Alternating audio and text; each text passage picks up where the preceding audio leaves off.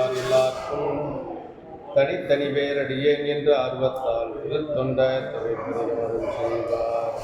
தில்லைவாலந்தனதமடியார்க்கும் அடியேன் திருநீலகண்டத்து குயவனார்க்கடியேன் இல்லையே என்னாத இயல்பகைக்கும் அடியேன் இளையான் தன் குடிமாறன் அடியார்க்கும் அடியேன் வெல்லுமா மிக வல்லமை பொருடு கடியேன் விரிபொலில் சொல்கின்றையார் விரல் மின்ற கடியேன் அல்லிமென் முள்ளையந்தரமன் நீதி கடியேன் ஆரூரனாரூரில் அம்மானுக்காலே திலை மலிந்த வேல் நம்பி எரிபத்த கடியேன் ஏனாதிநாதந்தன் அடியார்க்கும் அடியேன் கலைமலிந்த சீர் நம்பி கண்ணப்ப கடியேன் கடவுரின் கலையந்தன் அடியார்க்கும் அடியேன் மலை மலிந்த தோல் வல்லல் மான கஞ்சாரன் நெஞ்சாத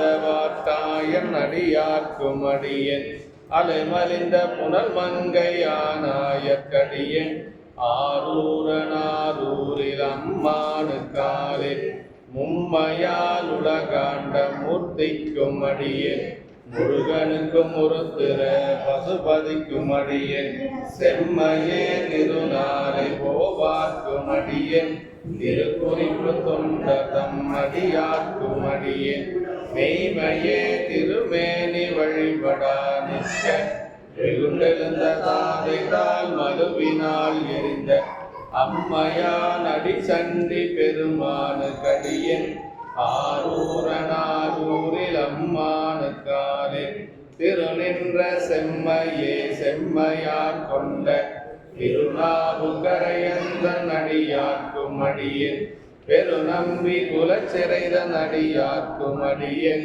பெருமிளலை குறும்பர்க்கும் பேயார்க்கும் அடியேன் ஒரு நம்பி அப்போதி அடியார்க்கும் அடியேன் ஒளி புனசுள் சாத்த மங்கை நீலனக்கடியேன் அரு நம்பி நமி நந்தி அடியார்க்கும் அடியேன் ஆரூரனாரூரில் அம்மானுக்காலே வம்பராவரி வந்து மனநார மலரும் கொன்றையான் அடியலால் வேறா எம்பிரான் சம்பந்தன் அடியார்க்கும் அடியேன் ஏயர் கோன்களிக்காமன் அடியார்க்கும் அடியேன் நம்பிரான் திருமூலன் அடியார்க்கும் அடியேன் நாட்டமிகு தண்டிக்கும் மூக்கக்கும் அடியேன் அம்பரான் சோமாசி மாறனுக்கும் அடியேன் ஆரூரனாரூரில் அம்மானுக்காலே வார்கொண்ட வனமுறையாளுமை பங்கங்களே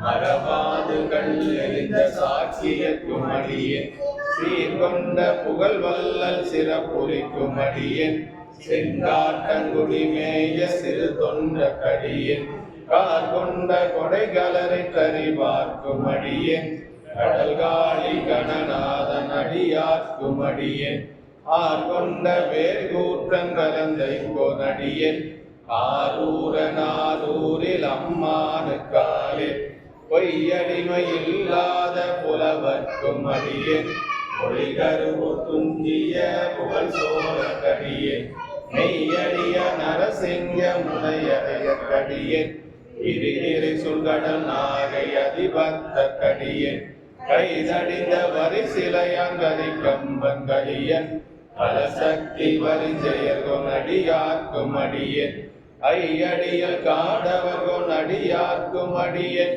ஆரூரனாரூரில் அம்மானுக்காலே கரைகண்டங்களடியை காப்பு கொண்டிருந்த கனமுள்ள நம்பிக்கும் காரிக்கும் அடியேன் இறை கொண்ட சிந்தையால் நெல்வேறி வென்ற என்ற சீர் நெடுவாரன் அடியார்க்கும் அடியேன் குறை கொண்ட செம்பவலம் இருளகற்றும் சோதி தொன்மையிலை வாயிலான் அடியார்க்கும் அடியேன் அறை கொண்ட வேல் நம்பி முனையடுவாக்கடியேன் ஆரூரனாரூரில் அம்மானுக்காலே கடல் சூழ்ந்த உலகெல்லாம் காக்கின்ற பெருமான் காடவர் கொண்கள சிங்க நடியார்க்கும் அடியேன் மடல் சூழ்ந்ததார் நம்பி இடங்களிக்கும் தஞ்சை மன்னவனம் செலுத்துணைதன் அடியார்க்கும் அடியே கொடை சூழ்ந்த புலி அதன் மேல் அறவாட ஆடி பொன்னடிக்கு மனம் வைத்த புகழ் துணைக்கும் அடியே அடல் சூழ்ந்த மேல் நம்பி கோட்பொதிக்கும் அடியன் ஆரூரில் அம்மானு காலே பக்தராய் பணிவார்கள் எல்லாருக்கும் அடியேன் பரமனையே பாடுவார் அடியார்க்கும் அடியேன் சித்தத்தை சிவன் வாலே வைத்தார்க்கும் அடியேன் திருவாரூர் பிறந்தார்கள் எல்லாருக்கும் அடியேன் முப்போதும் திருமேனி தீண்டுவார் கடியேன் முழு நீரு பூசிய முனிவர்க்கும் அடியேன் அப்பாடும் அடி சார்ந்தார் அடியார்க்கும் அடியேன் ஆரூரில் அம்மானு காலே மன்னிய சிறுமலை நாவல் நின்ற பூசல் பரிவளைய மாணிக்கும் நேசனுக்கும் அடியேன் என்னவனாய் உலகாண்ட செங்கனார்க்கடியேன் திருநீலகண்டத்து பாணனார்க்கடியேன் அன்னவனமரனடிய அடைந்திட்ட சடையன் இசைஞானி காதலன் திருநாவலூர்க்கும் அன்னவனமாரூரன் அடிவையே துவப்ப ஆரூரில் அம்மானு கண்பராவாரே. சிற்றம்பலம்.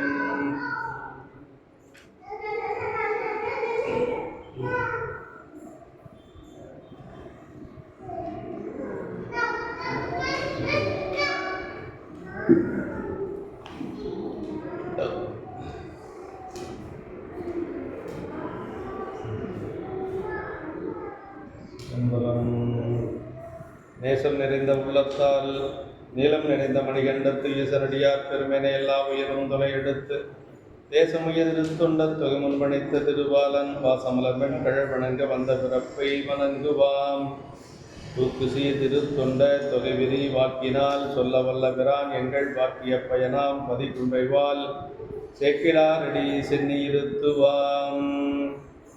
எல்லாம் வல்ல பெருமான் அருந்தரும் பன்னார் மொழியமுடன் நமர் திருநாவுடையாருடைய திருவடிகளை வணங்கி அருந்தரும் நீள் நெடுங்கனியுடனவர் அருந்தரும் அண்டமுழுதுடையாருடைய திருவடி தாமர்களை மனமொழி வெகலாலை வணங்கி எம்பெருமக்கள் நாயன்மாருடைய பொன்னார் திருவடி தாமர்களை மனமொழி வெகலாலை வணங்கி உரையாசிரியர் சிவக்கோணியாவுடைய திருவடிகளை நீளம் இணைந்து அடியனுடைய ஞானாசிரிய பிறந்தறியார் சொக்கலிங்கையாவுடைய திருவடிகளை மனமொழி வெகலாலை வணங்கி எழுந்தரில் இருக்கக்கூடிய அடியார் பெருமக்களுடைய திருவள்ளில் எல்லாம் வணங்கி அமைகின்றேன். அன்பார்ந்த சிவனைச்செல்வர்களே, இன்று திருக்கூட்ட சிறப்பு என்ற பகுதியில் 5வது திருப்பாடல் ஒன்று சிந்திக்கணும். அன்பர் பெருமக்களே, திருக்கூட்ட சிறப்பு என்று சொல்வது பெரிய புராணத்தில் ஒரு முக்கியமான ஒரு பகுதி. அந்த வகுப்புலேயே நம்ம சொன்னோம் இல்லைங்களா, அதாவது பிராணத்தினுடைய ஒரு இருதயமாக இருக்கக்கூடிய ஒரு பகுதி திருக்கூட்ட சிறப்பு. திருக்கூட்ட சிறப்பில் இருக்கக்கூடிய 10 பாடல்களில் 63 நாயன்மாருடைய பணிகளும் அதில் அடங்கியிருக்கு. ஏதாவது ஒரு பாட்டில் வரும், எல்லா நாயன்மார்களையும் அதில் அடக்கி காட்டலாம். அந்த அளவுக்கு சிறப்பான ஒரு பகுதி.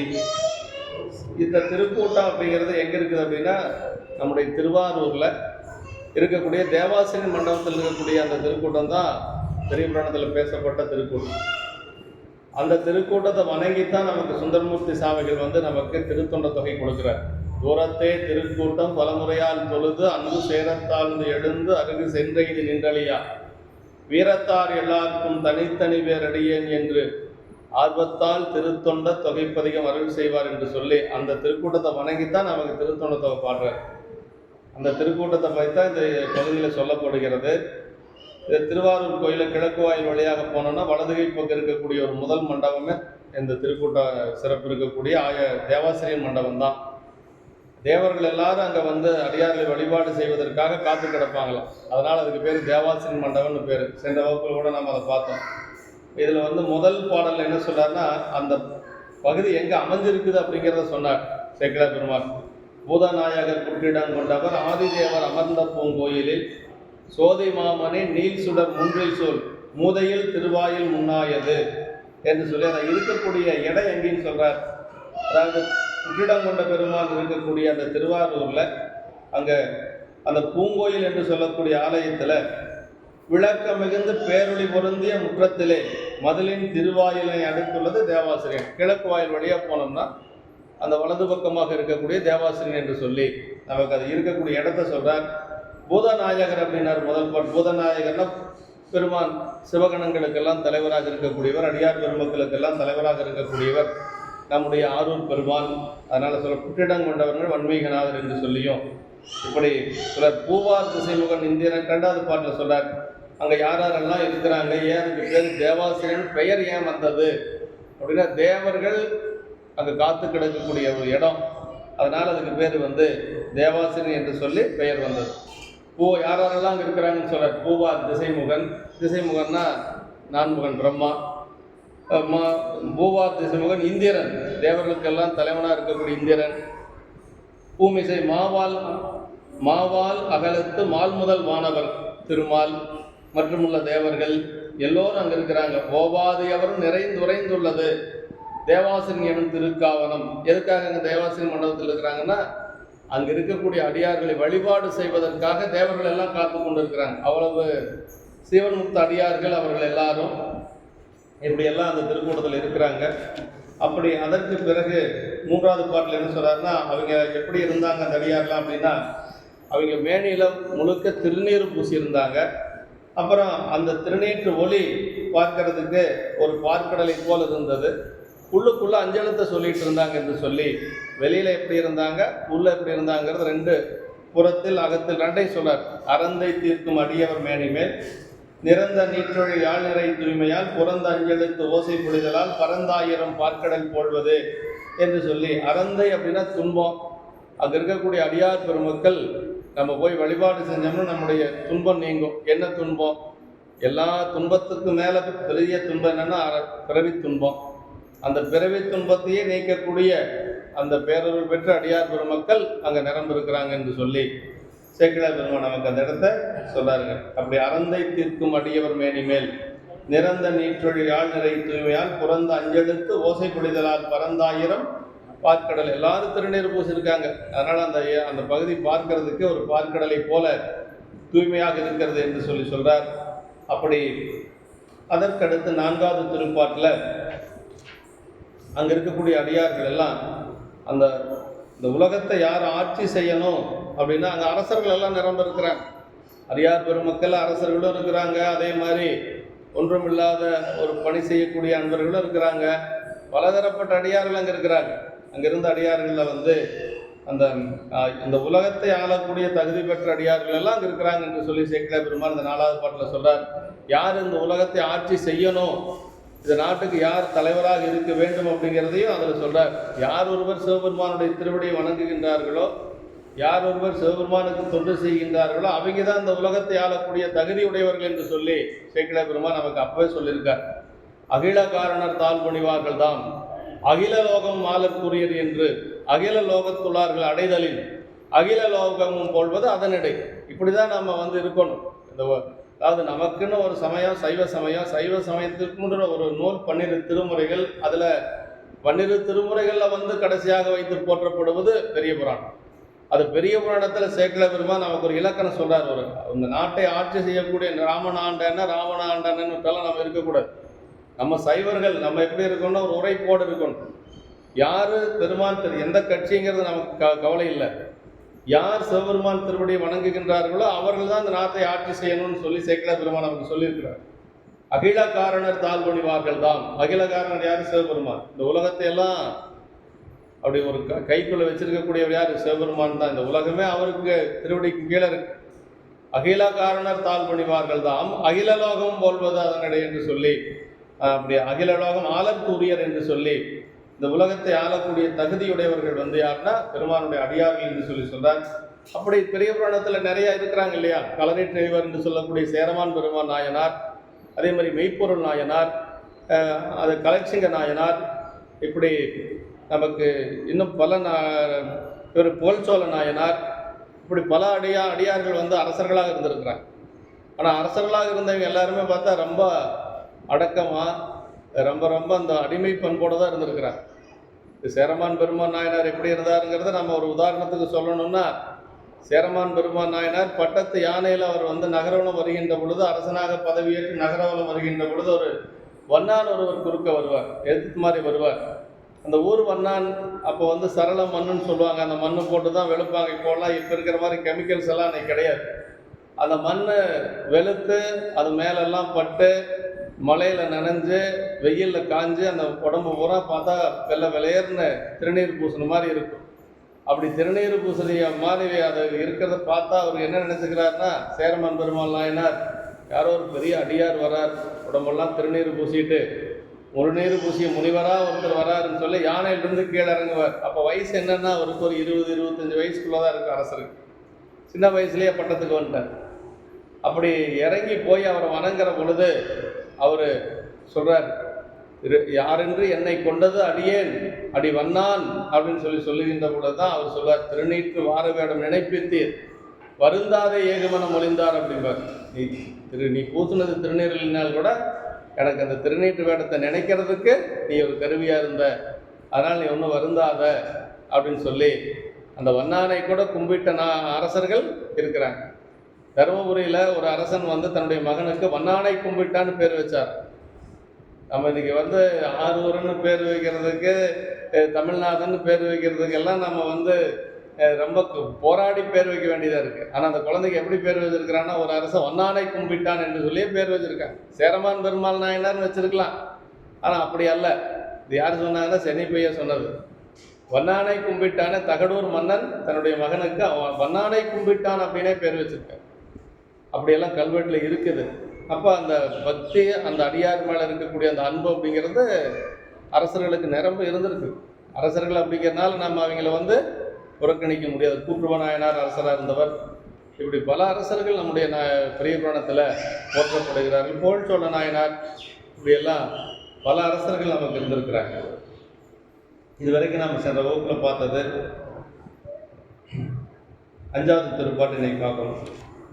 அத்தர் வேண்டி முன்னாண்டவர் அன்பினால் மெய்த்தழைந்து விதிர்புரு சிந்தையார் கை திருத்தொண்டு செய்கடப்பாட்டினார் இத்திருத்தவர் என்றையும் எண்ணிலார். அந்த தேவாசிரிய மண்டபத்தில் வேற யாரெல்லாம் இருந்தாங்க அப்படின்னு சொல்றார். அத்தர் வேண்டி முன் ஆண்டவர் அன்பினால், இங்கே எழுந்தருள் அடியார்கள். அத்தர்னா தந்தை இல்லையா, உலகத்தந்தையாகிய சிவபெருமானால் விரும்பி முன்னே ஆட்கொள்ள பெற்ற அடியார்கள். இறைவன் விரும்பி ஆட்கொண்டது நிறைய பேர். அதாவது சாமியை போய் நம்ம வந்து எப்படின்னா பெருமானை நம்ம போய் வழிபாடு செய்கிறோம் இல்லைங்களா. ஆனால் இறைவன் விரும்பி ஆட்கொண்டது, சுந்தரரை போன்றவர்கள் எல்லாம் பெருமான் விரும்பி ஆட்கொண்டது. சுந்தரர் ஒன்றும் பெருமானை தேடி விரும்பி எல்லாம் போகலை, ஆனால் சாமி தான் சுந்தரரை தேடி போனார். அவர் பாட்டு கல்யாண மேடையில் இருந்தவரை போய் இவன் என்னுடைய அடியான் என்று சொல்லி எல்லாரும் பார்க்குற மாதிரி பெருமான் போய் ஆட்கொண்டார். அதே மாதிரி சுந்தரர் பின்னாடியே தொடர்ந்து கொண்டே போனார். இப்படியெல்லாம் அந்த மாதிரி அடியார்கள் இருக்கிறாங்க. அத்தர் வேண்டி முன் ஆண்டவர் அன்பினால், உலகத்தந்தையாகி சிவபெருமானால் விரும்பி முன்னே ஆட்கொள்ள பெற்ற அடியார்கள். அன்பு மேலீட்டினாலே தம் மேனியில் மயிர்குலகமும் உடல் கம்பமும் நிகழும்படியான மனக்கசி உள்ளவர்கள், தமது கடமையாகவே கொண்டு கைத்தொண்டு செய்பவர்கள், இத்திரத்தவர் அன்றி இவனில் இத்தன்மை உடையவர்களுடன் எண்ணில்லாத அடியார்கள். அந்த தேவாசிய மண்டபத்தில் இப்படியெல்லாம் அடியார்கள் இருக்கிறாங்க. அத்தர்னா தந்தை என்று சொல்றார். உலகத்தின் தோற்றம் நிலை ஒடுக்கங்கட்கு காரணநாதல் பற்றி அத்தர் என்று சொல்றார். அத்தர்னா பெரிய புராணத்தில் இன்னொரு இடத்துல வருதுங்க. ஞானசம்பந்த பிள்ளையார் அவருக்கு முத்து சிவிகை கொடுக்குற வரைக்கும் அவருடைய அப்பா சிவபாதகிருதையை தோல் மேலே தூக்கிட்டு போவார். அப்படி தோல் மேலே இருந்தபடியே ஒரு பதிகம் பாடுறார். திருநனிப்பள்ளி தேவாரம். இறைக்குட்ட பின்னாடி தான் பாடுவார். எல்லா கோயிலும் இறைக்குட்ட பின்னாடி போய் முன்னாடி பெருமான் முன்னாடி நின்று பாடுவார். அந்த நனிப்பள்ளியில் மட்டும் அப்படி போயிட்டு இருக்கிற பொழுது தோல் மேலே இருந்தபடியே பாடுறார். சேக்கிழ பெருமான் அதை சொல்கிற பொழுது அத்தன் பியன் மேலிருந்து இன்னிசையால் உரைத்த பனுவல் அப்படிம்பார். பியன் மேல் அப்படின்னா தோல் மேல். அத்தன் பியன் மேலிருந்து இன்னிசையால் உரைத்த தமிழ் மாலை என்று சொல்லி அதான் நனிப்பள்ளி தேவாரம் என்று சொல்லுவாங்க. நாரைகள் கோகை முல்லை என்று சொல்லக்கூடிய திருப்பதி அது. அப்போ வந்து அந்த நனிப்பள்ளி வந்து பாலைவனமாக இருக்குது. அங்கே வந்து எதுவும் விளைச்சல் இல்லை. அப்படி ஞானசம்பந்த பெருமான் பாட ஆரம்பித்த உடனேயே அந்த நிலம் வந்து மருத நிலமாக மாறியது என்று சொல்லுவாங்க. அதற்கு பிறகு அந்த பதிகத்தை பாடி முடிக்கிறார். தோல் மேல் இருந்தபடியே பாடுறார். அதை வேண்டி முன் ஆண்டவர் உலகத்தந்தையாராதலின் உலகரை வெளிப்படுத்த வேண்டி உலகரை முன்னே வெளிப்பட ஆட்கொள்ள பெற்றவர் என்று சொல்றார். இறைவன் வந்து நம்ம நாயன்மார்கள் எல்லாம் அப்படிதான் ஆட்கொண்டார். திருநீலகண்ட நாயனாருடைய வீட்டுக்கு தான் முதல்ல பெருமான் வந்து, நம்ம முதல் நாயனார் புராணமே திருநீலகண்ட நாயனார் புராணம் தான். எதற்காக அங்கே பெருமான் வந்தார் அப்படிங்கிறத சேக்கிழார் பெருமான் சொல்கிறார். அவர்கள் 2 பேரும் ஒரு நெறிப்படி வாழ்ந்து கொண்டு இருக்கிறாங்க. இறைவன் இடையில வர்றார், ஒரு ஓடு கொண்டு வந்து கொடுக்கறதுக்காக வர்றார். அப்போ எதுக்காக வந்தார்னா, தொண்டரை விளக்கம் காண நன்னெறி இதுவாம் என்று ஞாழத்தோர் விரும்பிய அந்நெறி காட்டு மாட்டால் அரிச்சவ யோகியாகினார். அடியார்களுடைய பெருமைகளை எல்லோரும் தெரிந்து கொள்ள வேண்டும் என்பதற்காக அடியார்களை தன்னுடைய ஆட்கொண்டு அவர்கள் மூலமாக நமக்கு வந்து பல உண்மைகளை சொல்லுவதற்காக பெருமான் வந்து அடியார்களை ஆட்கொண்டிருக்கிறார். அப்படிதான் நம்முடைய இளையான்குடி நாயனார் வீட்டுக்கு அப்படிதான் வர்றார். பெற்ற மூர்வதும் இன்றைய பேதையாலும் இன்றைய நற்றவத்தவர் வேடமே கொண்டு ஞாலம் முயந்திட நன்னினார் அப்படின்னார். உலகம் உய்வடையும் பொருட்டாக இறைவன் அடியார்களை ஆட்கொண்டு அவர்கள் மூலமாக நமக்கு வந்து ஒரு உய்வு கிடைக்க வேண்டும் என்பதற்காக பெருமான் வந்து அப்படிலாம் வர்றார். மாய வண்ணமே கொண்டு தன் தொண்டர் மாறாத வண்ணமும் காட்டுவான் வந்தார். இயல்பகை நாயனருடைய புராணத்தில், இயல்பகை நாயனர் புராணத்தில் எப்படி வந்தார்னா, அவர் ஒரு சிவாச்சாரியார் கோலத்தில் வர்றார். அந்த சிவாச்சாரியார் அந்த மேனியில் வந்து சிவாச்சாரியார் கோலமும் இருக்குது. சிவாச்சாரியார் கோலம்ங்கிறது திருநீறு, உருத்தராக்கம், அப்புறம் பூநூல். அதுக்கு மேலே இன்னொரு கோலம் இருக்குது. என்னென்னா பல பெண்களோடு சேர்ந்த கோலம். அதுக்கு பேர் வந்து தூர்த்த வேடம்பாங்க. மஞ்சள் பூச்சு, நகைக்குறிகள், இப்படியெல்லாம் அந்த அந்த கோலம் இருக்குது. இப்படி அந்த 2 கோலத்தோடு வந்தாலும் கூட நாயனார் கண்ணுக்கு எது தெரிஞ்சது அப்படின்னா அந்த சிவாச்சாரியர் கோலம் தான் தெரிஞ்சுது. அதுதான் அவங்களுடைய பக்குவம் அப்படிங்கிறது. பெரியவங்களுக்கு எப்பொழுதுமே பெருசாக இருக்கிறது தான் தெரியும். சிறியவங்களுக்கு வந்து சின்னதாக இருக்கிறது மட்டும்தான் தெரியும். பெரியவங்க தான், சின்னவங்க தான்ங்கிறது அதுலேருந்து நமக்கு தெரியும். 2 கோலம் இருக்குது, 2 தானே தெரிஞ்சிருக்கணும். ஆனால் நாயனாருக்கு அப்படி தெரியல. திருநீர் தெரியுது, பூநூல் தெரியுது, உருதராக்கம் தெரியுது, மற்ற பூச்செல்லாம் மற்றதெல்லாம் மஞ்சள் எல்லாம் அது எதுவும் தெரியல. அதான் சொல்கிறார் சேக்கிழார் பெருமான் அந்த இடத்த சொல்கிறார். ஆயும் நுண்பொருளாகியும் வெளியே அம்பலத்தில் நின்று ஆடுவார் உம்பர் நாயகிக்கும் அது அறியவோ பிரியா நங்கைதான் அறியாமையா அறியோம் தூய நீரு பொன் மேனியில் தோன்ற வேதியராய், தூய நீரு பொன் மேனியில் தோன்ற வேதியராய் தூர்த்த வேடமும் கொண்டு மாய வண்ணமே கொண்டு தன் தொண்டர் மாறாத வண்ணமும் காட்டுவான் வந்தார் அப்படின்னார். அந்த கோலம் உண்மையான கோலம் இல்லாத ஒரு மாய கோலங்கிறார் சேக்கிழார் பெருமான். எதுக்கு அப்படி வந்தார் அப்படின்னா, தன்னுடைய அடியாருடைய அந்த மாறாத தன்மையை காட்டுவதற்காக வந்தாராம். எந்த நிலையில என்னுடைய அடியார்கள் வந்து பிறந்து இருக்க மாட்டாங்க, எப்பொழுதும் ஒரே மாதிரி இருப்பாங்க அப்படிங்கிறத காட்டுறதுக்காக வந்தாராம் சேக்கிழார் பெருமான். அந்த இடத்த சொல்றார். அது ஆயும் நுண்பொருளாகி வெளியே அம்பலத்தில் நின்று ஆடுவார் என்று சொல்வார்.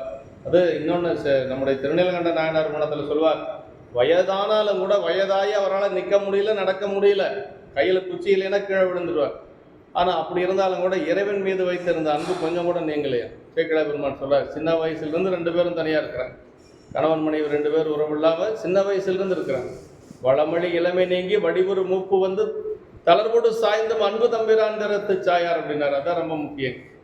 ஒரு 3 பிரதோஷத்துக்கு போயிட்டு நம்ம ஏதாவது நடக்கலைன்னா 4ஆவதாக வேறு கோயில் பார்ப்போம், இந்த கோயில் சரியில்லை அப்படின்னு சொல்லி. ஆனால் அவங்கெல்லாம் அப்படி இல்லைங்க. 20 வயசில் நடந்தது 80-85 வயசு வரைக்கும் 2 பேர் பெருமான் மேலே நம்பிக்கையாக இருக்கிறாங்கன்னா என்ன சொல்கிறது? அதுதான் பெரியவர்கள் அப்படிங்கிறது. அவங்க பெரிய நாயன்மாருக்கு இணையாக நம்ம நிற்கக்கூட முடியாது. அதான் சொல்றார். வளமலி இளமை நீங்கி வடிவுறு மூப்பு வந்து தளர்வோடு சாய்ந்தும் அன்பு தம்பிரான் திறத்து சாயார்னர். அவங்களுக்கு சாய் மேலே இருந்த அன்பு கொஞ்சம் கூட குறையவே இல்லையா. அவங்களால நிற்க முடியல, சாயறாங்க. ஆனால் பெருமான் மீது வைத்திருந்த அன்பு கொஞ்சம் கூட குறையல அப்படிங்கிறார். இளையான்குடி நாயனார் குணத்தில் மீண்டும் அதுக்காக வராருன்னு இன்னொன்று இடத்துல சொல்றார். பணங்காசு இருக்கிற பொழுது என்னுடைய அடியார்கள் வந்து சிவபுண்ணியம் செய்வாங்கன்னு நினைக்காதீங்க, அது இல்லாத போனால் செய்வாங்கன்னு காட்டுறதுக்காக வந்தாராம். யார்? இளையான்குடி நாயனார் குணத்தில் செல்வம் மேவிய நாளில் செயல் செய்வதென்றையும் மெய்யினால் அல்ல நல்குறவான போதிலும் வல்லல் என்று அறிவிக்கவே அப்படின்னார். எதற்காக இளையான்குடி நாயனார் புராணத்தில் வறுமை வந்த காலத்தில் வந்தார் அப்படின்னா, செல்வமாக இருக்கிற பொழுது, நிறைய பணம் இருக்கிற பொழுது யார் வேணாலும் செய்வாங்க. பணம் குறைஞ்சதுன்னா செய்வாங்களான்னா செய்ய முடியாது. ஆனால் பணம் குறைஞ்சாலும் நாயன்மார்கள் செய்வாங்க. அதுதான் நமக்கு அவங்களுக்கு இருக்கக்கூடிய வேறுபாடு. அல்லல் நல்குறவான போதிலும் வல்லல் என்று அறிவிக்கவேனர். இத்திருக்கூட்டத்தில் உள்ள அடியார்களை அத்தர் வெளிப்பட ஆண்டது அவர்களது பெருமையை காட்டி உலகவர்களை வழிப்படுத்த வேண்டி என்பது என்று சொல்றார்கள். இவ்வாறு அத்தர் வேண்டி முன் ஆண்டவர் என்பதற்கு சிவபெருமானால் விருப்பத்தினாலே முற்காலத்தை ஆட்கொள்ள பெற்றவர் என்பாரும் உண்டு என்று சொல்றார்கள். சுந்தரரை ஆட்கொண்டதை பற்றி சொல்லுகின்ற பொழுது எதுக்காக சுந்தரரை ஆட்கொண்டார்னு சிவபிரகாஷ் சாமிகள் சொல்றார். நால்வர் நான்மணி மாலை ஆசிரியர் சிவபிரகாஷ் சாமி சொன்னார், ஏற்கனவே சிவபெருமானுக்கு ஒரு நண்பர் இருக்கிறாரு. அவர் யாருன்னா குபேரன். நல்ல செல்வத்தில் மிகுந்த குபேரன் ஏற்கனவே சிவபெருமானுக்கு தோழராக இருக்கிறார். இப்போ சாமி என்ன நினைக்கிறாருன்னா, இந்த பணக்காரனை வச்சுட்டு நம்ம என்ன பண்ணுறது, நல்ல அறிவுடைய ஒருத்தர் வேணும்னு நினைக்கிறோம். நல்ல அறிவுடைய மெத்த படித்த ஒரு தோழர் எனக்கு வேணும்னு நினைச்சாராம். அதுக்காக என்ன பண்ணாராம், அவர் சுந்தரர் வர வரைக்கும் காத்துட்டு இருந்தாராம். அறிந்து செல்வமுடையானாம் அழகைப்பதியை தோழமை கொண்டு உறழ்ந்த கல்வியுடையான ஒருவன் வேண்டுமென இருந்து துறந்த முனிவர்களும் பரவேதனவான் என்னை தோழமை கொண்டான், சிறந்த அறிவு வடிவாய்த்துகளும் முதல்கண் பெருமானே என்று சொல்லி நால்வர் நான்மணி மாலை ஆசிரியர் சொல்றாங்க. நம்ம அறிந்து செல்வமுடையானாம் அழகைப்பதியை தோழமை கொண்டுள்ளார். அவன் அழகாபுரியில் இருக்கக்கூடிய குபேரனை தோழராக கொண்டார் முதல்ல சிவபெருமான். அப்புறம் பார்த்தாரு, உறழ்ந்த கல்வியுடையான ஒருவன் வேண்டுமென இருந்தனர். நல்ல படித்த மேதாவி ஒருத்தர் நண்பனா வேணும்னு நினைச்சாராம். அதற்காக காத்துட்டு இருந்தாராம் சிவபெருமானே. அப்படி காத்துட்டு இருந்து சுந்தரர் வந்த பின்னாடி டக்குன்னு தோழராக ஏற்றுக்கொண்டார் என்று சொல்லி சிவபிரகாஷ் சாமிகள் பாடுறார். இப்படி இறைவன் இப்ப சுந்தரரை எப்படி ஆட்கொண்டார்னா, இறைவனே விரும்பி ஆட்கொண்டது சுந்தரர். அதுதான் ரொம்ப முக்கியம். அவர் ஆலம்பொழியில் இருக்கின்ற பொழுது ஆலம்பொழியில சாமி கனவுல போய் சொல்றார், மலம்பாடிக்கு வர மறந்தனையோ அப்படின்னார். அப்படின்னு என்ன அர்த்தம்னா, மலம்பாடிக்கு வா, இப்படியே போயிடாத, நான் மலம்பாடியில் இருக்கிறேன், நீ திருமலம்பாடிக்கு வா அப்படின்னு சொல்லி அர்த்தம். அப்போ பெருமாளை தேடி நம்ம போனால் சாமி என்னை பார்க்கலாம். ஆனால் இறைவன் என்ன பண்ணார்னா, சுந்தரம் வராத போயிடுவானோ என்று சொல்லி சுந்தரனுடைய கனவுல போய் இங்கே வா அங்கே வான்னு சாமியை அழைத்தது. அதே மாதிரி சிதம்பரத்தில் போய் வழிபாடு செஞ்சுட்டு அங்கேயே இருந்துடுறார். சிதம்பரத்தில் பெருமானை வழிபாடு செய்து மெய்யுருகி அப்படியே நின்றார் சுந்தரர். ஒரு அசரீரி வருது, பண்ணை ஆரூரில் வருக நம்பால் என்று சொல்லி, ஆரூருக்கு வா, நீ இப்படியே இது போயிடாத, திருவாரூரில் நிறைய வேலை இருக்குது, பரவனாச்சார் திருமணம் இருக்குது, திருத்தொண்ட தொகை பாடணும், நீ பாட்டுக்கு இப்படியே போயிடாதப்பா அப்படின்னு சொல்லி சாமி அங்கிருந்து அசரீரி. அதற்கு பிறகுதான் நம்ம திருவாரூர் போகணும் என்று சொல்லி பெருமானே போறார். அப்படின்னா சாமி சுந்தரரை ஃபாலோ பண்ணிகிட்டே இருந்தார். நம்ம சாமியை ஃபாலோ பண்ணுறோம், ஆனால் சாமி நம்மளுக்கு கிடைக்கிறாருன்னா கொஞ்சம் கேள்விக்குறியாக தான் இருக்குது. ஆனால் சுந்தரரை விடாமல் பிடிச்சார் பெருமாள். சுந்தரரை விடாமல் பிடிச்சார்.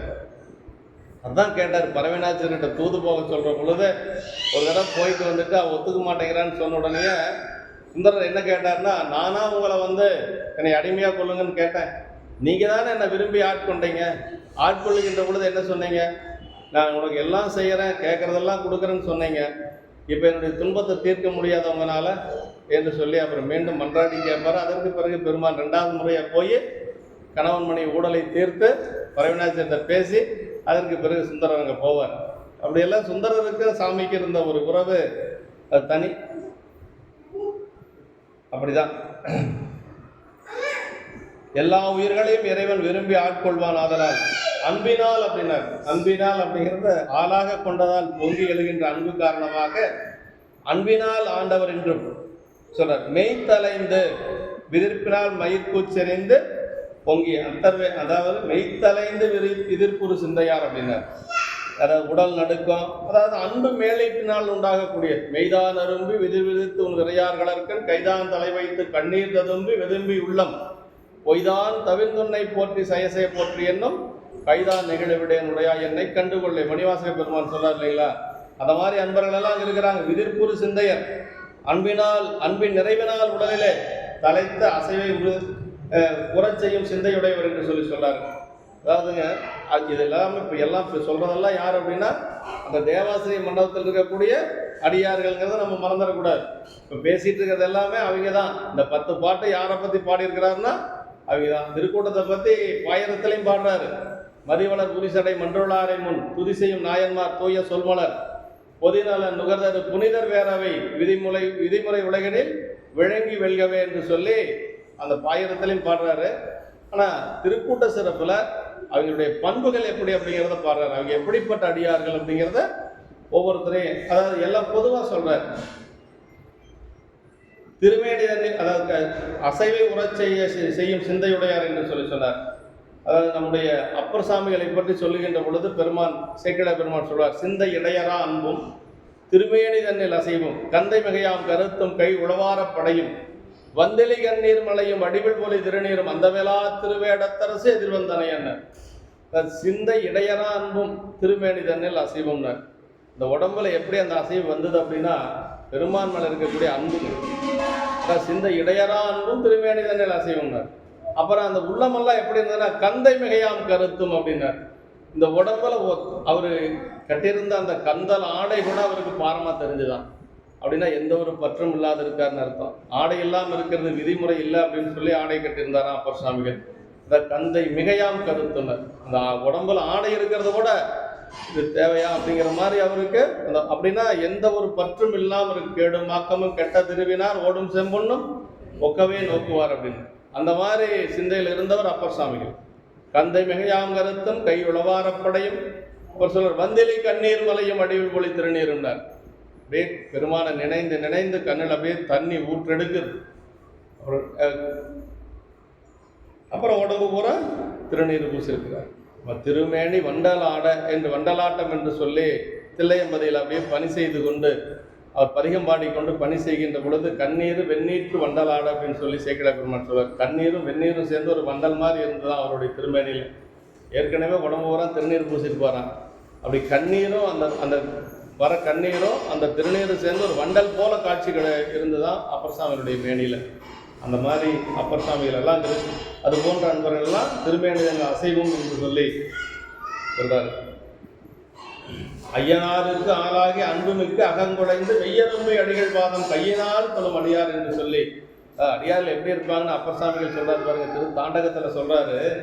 என்ன சொல்றாருன்னா ஐயனாருக்கு ஆளாகி பெருமானுக்கு ஆளாகி அன்புமிக்கு அகம் குலைந்து அப்புறம் மெய்யரும்பி அடிகள் பாதம் கையினால் தொழும் அடியார் என்று சொல்லி அப்படியே மெய்யுருகி அப்படி கண்ணில நீரோட அந்த பெருமானுடைய திருவடிகளை கையினால் தொழும் அடியார்கள் என்று சொல்லி சொல்றார். திருத்தாண்டகத்தில் சொல்றார்.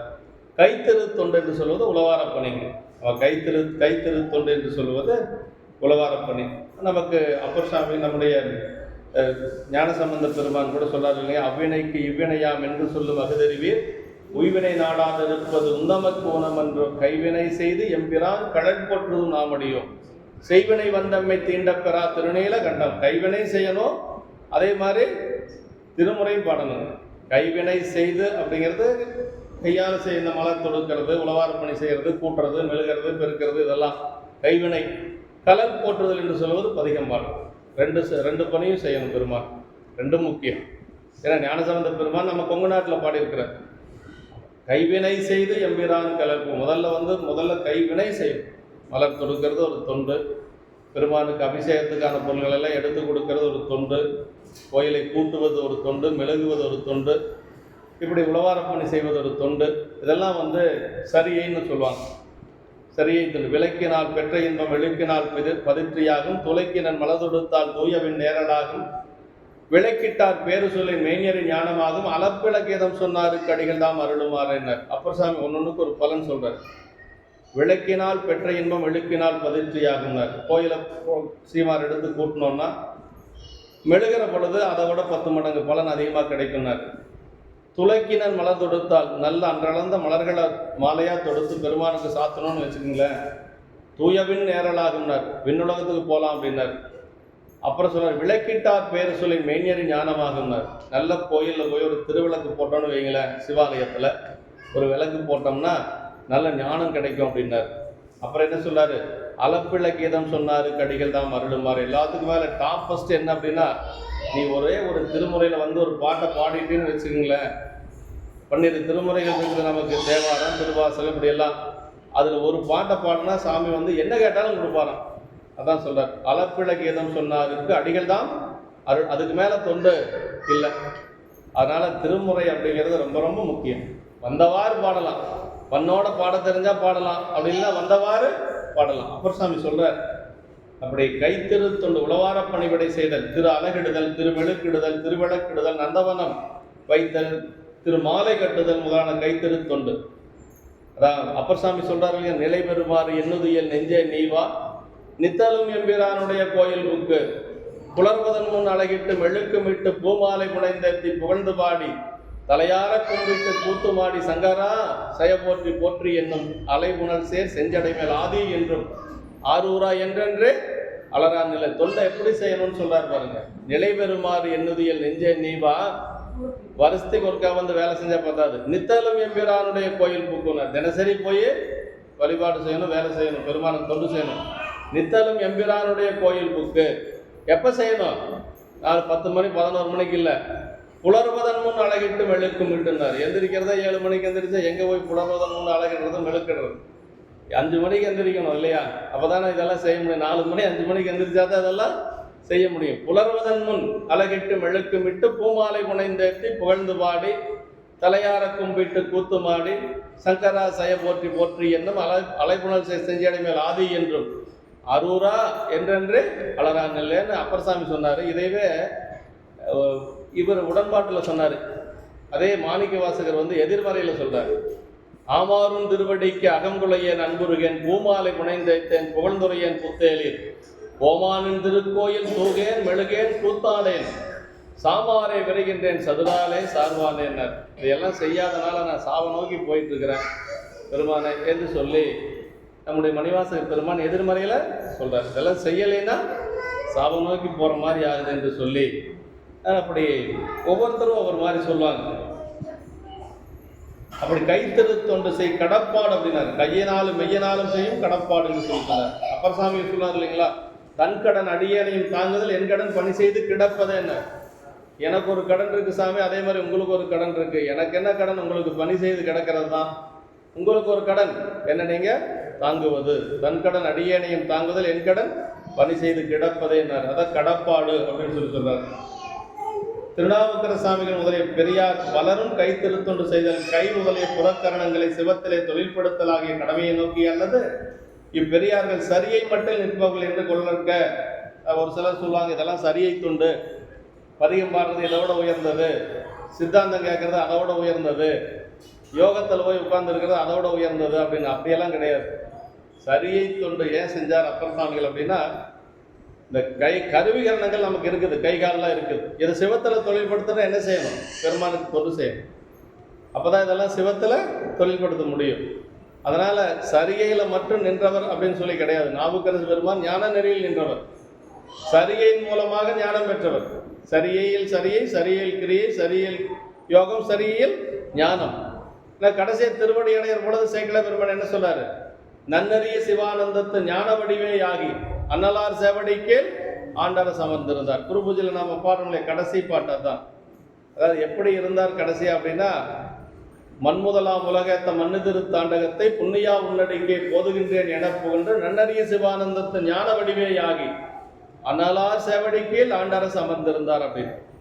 அப்போ அந்த புகழூர் பதிகத்தில் சொல்றார் இல்லைங்களா, புண்ணியா உன்னடிக்கே போதுகின்றேன் என புகன்று அப்படின்னு சொல்லி அதில் சொல்ல. அப்போ சிவானந்த நன்னறியில் இருந்தவர், ஞான நிலையில நின்றவர் அப்பர் சாமிகள் அப்படிங்கிறது எந்த ஒரு ஐயப்பாடும் இல்லை. அவன் கடப்பாடு என்றால் இவருக்கு கைத்தொண்டு செய்தல் ஒரு பலனையும் விரும்பி என்று. இன்னொன்று, ஏதாவது பலன் விரும்பி அது தொண்டு செஞ்சாரான்னா அப்படியெல்லாம் கிடையாது. பலனை விரும்பி செய்யறதில்லை தொண்டு, கடமையாக செய்தது. அதான் கடப்பாடு அப்படிங்கிறது. கடமையாக செய்தது தான் அப்பர் சாமிகள் செய்த தொண்டு என்று சொல்லி இங்கனம் அதாவது நன்றை செய்வாய் பிழை செய்வாய் நானோ இதற்கு நாயகமே என்று சொல்லி நம்முடைய வாதகுருடிகள் சொல்றார்.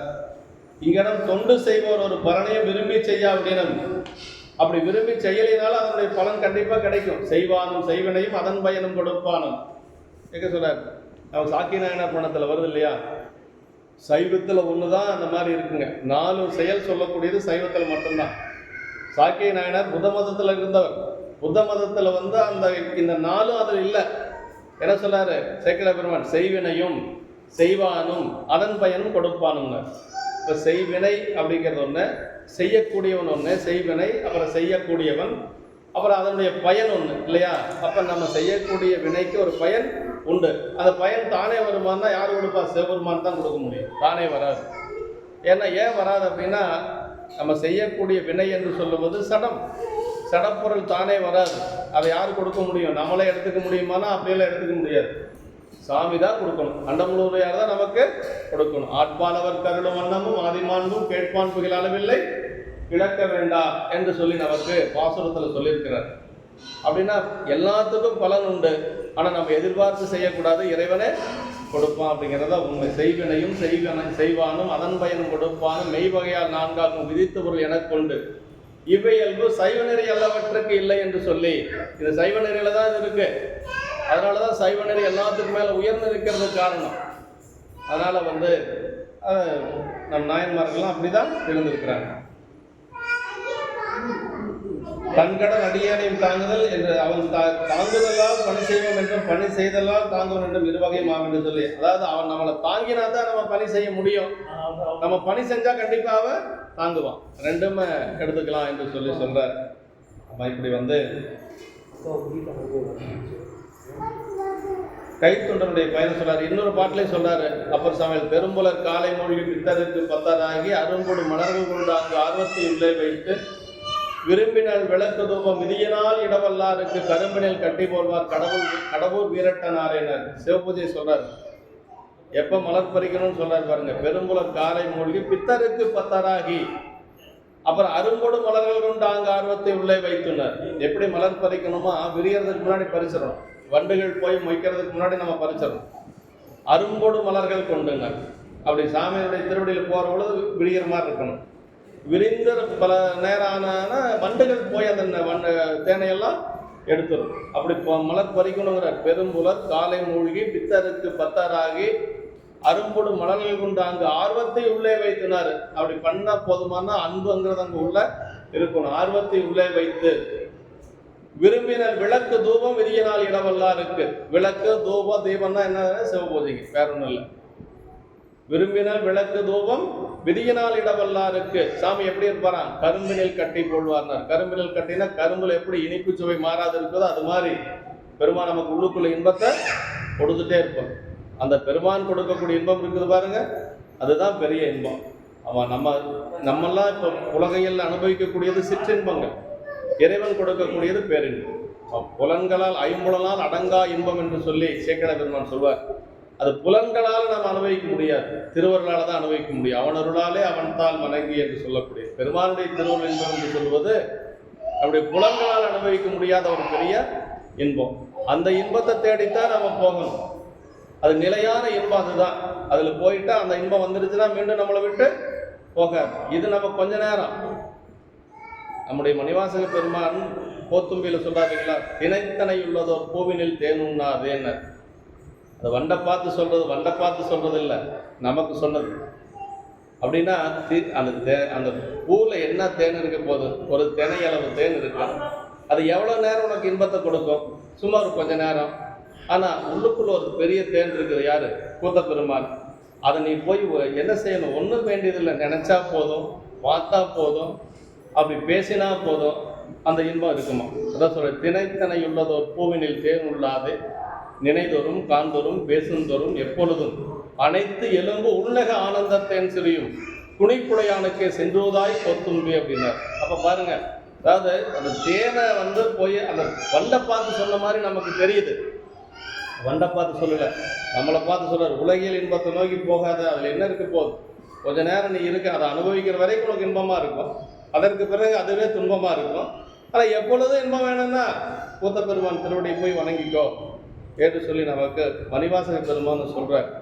அப்ப அதெல்லாம் அந்த பெரும்புலர் காலை மூழ்கி பித்தருக்கு பத்தராகி அப்படிங்கிறதெல்லாம் சிவபூசை செய்யக்கூடிய அந்த நிலையை சொல்றார். நம்முடைய அப்பர் சாமிகள் சொல்றார், கைவினை செய்து எம்பிரான் கலல் போற்றுவதும் நாமடியும் செய்வினை வந்தமை தீண்ட பெறாத்தருன்னு. எப்ப நமக்கு வினை நம்மளை பற்றாது இருக்கு அப்படின்னா, நம்ம பெருமானுக்கு கைவினை செய்கின்ற பொழுது நம்ம செய்த வினை நம்மளை பற்றாது. வினையின் பயன் அனுபவித்தான் ஆகணும் அப்படின்னா அதுக்கு ஒரு ரெமெடி இருக்கு. வினைப்பயன் நம்மளை பற்றாமல் இருக்கணும்னா அதுக்கு என்ன செய்யணும், பெருமானுடைய திருவடியில் நம்ம பற்று வச்சிருக்கணும். எப்படி பற்று வச்சிருக்கணும், நான் செய்யணுங்கிற எண்ணம் இல்லாத செய்யணும். அதுதான் 10ஆம் சூத்திரம் சொல்றது அதுதான். சிவஞான போதத்தில் 10ஆம் சூத்திரம் சொல்லுது இல்லைங்களா, அவனே தானேயாகி அன்னறி ஏகனாகி இறைவனை நிற்க மலவாயுதனோடு பல்வினை என்றார். எப்போ நமக்கு ஆணவ மனம் பற்றாது, வினைகள் பற்றாது, மாயைகள் எல்லாம் நம்மளை விட்டு போகும் அப்படின்னா அவனே தானேயாகி அன்னறி ஏகனாகி இறைவனை நிற்கனர். இது நான் செய்யலை, இது பெருமான் செய்யறது. சாமி எனக்கு ஒரு வாய்ப்பு கொடுத்துருக்கிறார், அதனால் நான் செய்கிறேன். அதனால் என்னுடைய செயலால் இது என்னால் ஆவது ஒன்றுமில்லை, எல்லாம் பெருமானுடைய செயல் என்று சொல்லி யார் செய்கிறாங்களோ அவங்களுக்கு அந்த பலன் முழுமையாக கிடைக்கும். அப்போ தான் வினை நீங்கும், அப்போ தான் மலம் நீங்கும். இது நான் தான் செய்கிறேன், நான் இல்லைன்னா யாராலும் செய்ய முடியாதுன்னு செஞ்சோன்னா இன்னும் நம்ம வினையை அதிகப்படுத்திட்டு இருக்கிறோம்னு அர்த்தம். இன்னும் நம்ம வினையை அதிகப்படுத்திட்டு இருக்கிறோம்னு அர்த்தம். சுவாமி எனக்கு ஒரு வாய்ப்பு கொடுத்துருக்குறாருங்க. அவர் மட்டும் இந்த வாய்ப்பு கொடுக்கலன்னா நான் எங்கே கிடந்திருப்பேன்? இங்கே வந்து நான் சண்டமுடியார் கோயில் உட்கார முடியுமா அப்படின்னு நம்ம நினச்சி பார்க்கணும். ஒவ்வொருத்தரும் இந்த வாய்ப்பை யார் கொடுக்க முடியும்? பெருமான் தான் கொடுக்க முடியும். வாய்த்தது நந்தமக்கு ஈதோ ஒரு பிறவை மதித்திடுவினார் அப்பசாமி. இந்த பிறப்புல தான் நமக்கு இதெல்லாம் கிடைக்கும். அடுத்த பிறப்புல மனுஷனா பிறக்கிறோமா, நாயா பிறக்கிறோமா, பேயா பிறக்கிறோமா, யாரு கண்டா? எல்லாரும் திருவடிக்கே போயிடணும். ஏதாவது கேரண்டி யாராவது எழுதி கொடுத்துருக்காங்களா? அப்படியெல்லாம் கிடையாது. காரைக்கால் அம்மையாரே சொல்றாங்களே, இரவாத இன்பன்பு வேண்டிப்பின் வேண்டுகின்றார், பிறவாமை வேண்டும்னாங்க. அதோட விட்டுற வேண்டியதானே? மறுபடியும் சொல்றாங்க, மீண்டும் பிறப்பு உண்டேல் நம்ம. அப்படின்னா அம்மாவுக்கே அந்த ஒரு எண்ணம் இருக்குதுன்னா, இறைவனே அம்மான்னு சொன்ன காரைக்கால் அம்மையார் மீண்டும் பிறப்பு உண்டேல் உன்னை என்றும் மறவாமை வேண்டும்னாங்க. அப்படின்னா அப்போ எங்க சைவத்தில் வந்து எங்க இருக்குதுன்னு பாருங்க. நம்ம இருக்கக்கூடிய நிலை ரொம்ப கீழே இருக்கிறோம், ஆனா இது ரொம்ப மேலே இருக்கு. நம்ம பள்ளத்தில் இருக்கிறோம், அது மலையில இருக்கு. ஆமா, அது ரொம்ப சிவஞான போதமெல்லாம் நம்ம படிக்கணும், சைவ சித்தாந்தம் கேட்கணும். அதான் சொல்றாரு, கைத்தொண்டு செய்யணும். நம்முடைய திருவேலிமலையில் நடந்த சம்பவத்தை பார்த்தோம்னா, திருவேலிமலையில பஞ்சகாலம், அடியார்களுக்கெல்லாம் அங்கே உணவு பற்றாக்குறை, விளைச்சல் இல்லை. அதனால ஞானசம்பந்த பெருமானும் நாவுக்கரசர் அங்கே போய் மடம் அமைத்து அங்கே சாமியே அவங்களுக்கு ஒவ்வொருத்தருக்கும் 2 பேர்த்துக்கும் ஒரு படிக்காசு கொடுக்குறாரு. தினசரி ஒரு படிக்காசு. நம்மெல்லாம் ஒரு ரூபா வச்சிருந்தா, நம்ம ஒரு 10 ரூபா வச்சிருக்கோம்னா அது 10 ரூபாய்க்கு தான் செல்லும் இல்லையா? அதுக்கு மேலே செல்லாது. 10 ரூபாய்க்கு மேலே பொருள் கொடுக்க மாட்டான் கடைக்காரன். ஆனால் அவங்களுக்கு கொடுத்த காசு எப்படின்னா, இன்னைக்கு 100 பேர் வராங்கன்னா 100 பேர்த்துக்கு அது சாப்பாட்டுக்கு சரியாக போயிடும். 200 பேர் வராங்கன்னா 200 பேர்த்துக்கு சாப்பாட்டுக்கு சரியாக போயிடும். மாற்று அதிகமாகுமா? அந்த மாதிரி காசு சாமி கொடுத்தாரு. ஒரு நாளைக்கு 50 அடியார் வருவாங்க, ஒரு நாளைக்கு 100 அடியார் வருவாங்க. அந்த காசு சாமி கொடுக்குற காசு எடுத்துகிட்டு போய் கடை வீதியில் கொண்டு ஆவண வீதியில் கொண்டு கொடுத்தாங்கன்னா 100 பேர் வராங்கன்னா 100 பேர்த்துக்கு உண்டான பொருள் வாங்கலாம். 50 பேர் வராங்கன்னா 50 பேர்த்துக்கு உண்டான பொருள் வாங்கலாம். அப்படி காசு கொடுத்தாரு. யார்? ஞானசம்பந்தருக்கும் நாவுக்கரசருக்கும். அதில் ஒரு என்னன்னா, நாவுக்கரசருடைய காசு உடனடியாக செல்லுபடி ஆகும். உடனே போனோம்னா பொருள் கொடுத்துருவாங்க, கடைக்காரர் ஒன்றும் கேட்க மாட்டான்.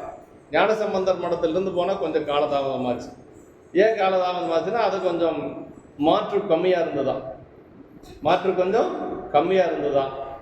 பார்க்குறாரு ஞானசம்பந்த பெருமான், என்ன அப்பர்சாமி மடத்தில் சாப்பாடு நடந்துட்டு இருக்கு, நம்ம அடியார் இன்னும் சாப்பிடாம இருக்கிறாங்கன்னு சொல்லி கேட்குற பொழுது சமையல்காரன் வந்து சொல்கிறான், என்னன்னு தெரியலைங்க சாமி, அங்கேருந்து போகிற காசு போனால் உடனே பொருள் கொடுத்துறாங்க, நம்ம போனோம்னா கொஞ்சம் காலதாமதம் ஆகுதுங்க சாமின்னு ஞானசம்பந்த பெருமான் சொல்லியிருக்கிறான். அப்போ தான் ஞானசம்பந்த பெருமான் வந்து வாசி தீரவை காசு நல்குவீர் அப்படின்னு சொல்லி அந்த பதிகத்தை அங்கே பாடுறாரு. அதற்கு பிறகு அவருக்கும் அது மாதிரி காசு கிடைக்கிது. ஏன் அப்படி கிடைச்சது அப்படிங்கிறத சேக்கிழார் பெருமான் அங்கே சொல்கிறார். அங்கே ஏன் அப்படி கிடைச்சது அப்படின்னா, ஈசன் மிளலை இறைவர்வால் தேசம் உய்ய திருமுலைப்பால் உண்டவர்தாம் திருமா மகனார் ஆதலினால் காசு வாசியுடன் பெற்றார். ஞானசம்பந்த பெருமான் யாரு? உமையம்மையனுடைய திருமுலைப்பால் உண்டவர். உமையம்மையனுடைய திருமுலைப்பால் உண்டதுனால சாமிக்கு என்ன முறை? மகன் இல்லையா? சிவபெருமானுக்கு அவரு மகன்கிறதுனால கொஞ்சம் கூட குறைவாக கொடுக்கலாம், தப்பு இல்லை அப்படின்ட்டு.